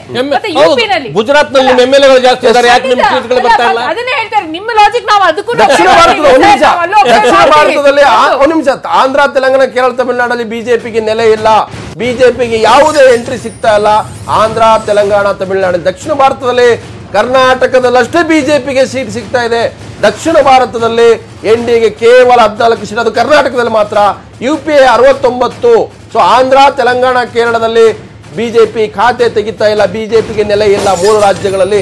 ಕರ್ನಾಟಕ ಮಾತ್ರ ಅದು ಹೋಪ್ ಇಟ್ಕೊಂಡಿರ್ತಕ್ಕಂಥ, ಟಾರ್ಗೆಟ್ ಮಾಡಿರ್ತಕ್ಕಂಥ ದಕ್ಷಿಣ ಭಾರತದ ಹೆಬ್ಬಾಗಿಲು ಕರ್ನಾಟಕ. ಇಲ್ಲಿ ಮಾತ್ರ ಬಿಜೆಪಿಗೆ 14 ಸೀಟ್ ಬರ್ತಾ ಇದೆ, UPAಗೆ 69, ಇತರರಿಗೆ 46. ಸೊ ಮೋದಿ ನೇತೃತ್ವದ NDAಗೆ ದಕ್ಷಿಣ ಭಾರತದಲ್ಲಿ 14 ಸೀಟ್ ಸಿಗ್ತಾ ಇದಾವೆ, ಅದು ಕರ್ನಾಟಕದಲ್ಲಿ ಮಾತ್ರ, ಅದು 3 ಸೀಟ್ ಕಮ್ಮಿ ಆಗಿದೆ. UPAಗೆ ಬಹಳ ದೊಡ್ಡ ಲಾಭ ಆಗ್ತಾ ಇದೆ, ದಕ್ಷಿಣ ಭಾರತದಲ್ಲಿ 69 ಸೀಟ್ಗಳು ಸಿಗ್ತಾ ಇದಾವೆ. ಸೊ ಇತರರಿಗೆ ಅಂದ್ರೆ ಅದು TDP ಇರ್ಬೋದು, ಕೇರಳದಲ್ಲಿ ಲೆಫ್ಟ್ ಇರ್ಬೋದು, ಕಾಂಗ್ರೆಸ್ ಇರ್ಬೋದು, 46 ಸೀಟ್ಗಳು, ಅಂದ್ರೆ ಹೆಚ್ಚು ಕಮ್ಮಿ 115 ಸೀಟ್ಗಳು ಏನು ಮೋದಿ ವಿರೋಧಿ ಅಂದ್ರೆ ಬಿಜೆಪಿ ವಿರುದ್ಧ ದಕ್ಷಿಣ ಭಾರತದಲ್ಲಿ ಸಿಗ್ತಾ ಇದಾವೆ. ಹಾಗಾಗಿ ದಕ್ಷಿಣ ಭಾರತದಲ್ಲಿ ಬಿಜೆಪಿಗೆ ಅಗ್ನಿ ಪರೀಕ್ಷೆ ಇದೆ. ನಾರಾಯಣ ಸ್ವಾಮಿ ಕೊನೆಯದಾಗಿ, ಸೊ ದಕ್ಷಿಣದಲ್ಲಿ ಕರ್ನಾಟಕ ಬಿಟ್ಟರೆ ನಿಮ್ಗೆಲ್ಲೂ ನೆಲೆ ಇಲ್ಲ. ಇಲ್ಲಿ 14 ಕರ್ನಾಟಕ ಅಂತ ತೋರಿಸಿದ್ದಾರೆ, ಇದನ್ನ ಅಂಡರ್ಲೈನ್ ಮಾಡಿಟ್ಟಿರಿ. ನಾನು ಹೇಳ್ತೇನೆ, ಕೇರಳ, ತಮಿಳುನಾಡು ಅಂಡ್ ಆಂಧ್ರ ಪ್ರದೇಶದಲ್ಲಿ ನಮ್ಮ ಕರ್ನಾಟಕ ಓಪನ್ ಮಾಡಿ, ಡೋರ್ಸ್ ಓಪನ್ ಮಾಡಿದ್ದು ಬಿಜೆಪಿಗೆ ಫಸ್ಟ್. ಹಾಗಾಗಿ ಅವರೇ, ನಮ್ಮ ಕರ್ನಾಟಕದವರೇ ಅವ್ರಿಗೆ ಬಾಗಿಲು ಹಾಕ್ತಾರೆ. ಕವಿತಾ ರೆಡ್ಡಿ ಇಬ್ರು ಕೂಡ ಧನ್ಯವಾದಗಳು. ಇದು ABP ವೋಟರ್ ನಡೆಸಿರ್ತಕ್ಕಂಥ ಸಮೀಕ್ಷೆಯ ಒಂದು ರಿಸಲ್ಟ್ ಇದು. ಸೊ ಇದರಲ್ಲಿ ಹೆಚ್ಚು ಕಮ್ಮಿ ಆಗ್ಬೋದು, ಯಾಕಂದ್ರೆ ಇದು ಪ್ಲಸ್ ಆರ್ ಮೈನಸ್ ಇದ್ದೇ ಇರುತ್ತೆ. ಆದ್ರೆ ಮೂಡ್ ಆಫ್ ದಿ ನೇಷನ್ ಅಂತೀರಿ, ಜನರ ಮನಸ್ಥಿತಿ, ಜನರ ಒಟ್ಟ ಅಭಿಪ್ರಾಯವನ್ನು ಸೂಚಿಸುವಂತದ್ದು. ಇದು ಈಗ ಒಂದು ರೀತಿಯಲ್ಲಿ NDAಗೆ ಶಾಕ್ ಆಗಿದೆ, ಮೋದಿ ವಿರೋಧಿ ರಂಗಕ್ಕೆ ಒಂದು ರೀತಿಯ ಖುಷಿ ತಂದಿದೆ. ನೋಡೋಣ ಮುಂದೇನಾಗುತ್ತೆ. ಇದು ಇವತ್ತಿನ ವಿಶೇಷ ಚರ್ಚೆ. ಜಾಲ ನಮ್ಮದು, ಬಲ ನಿಮ್ಮದು.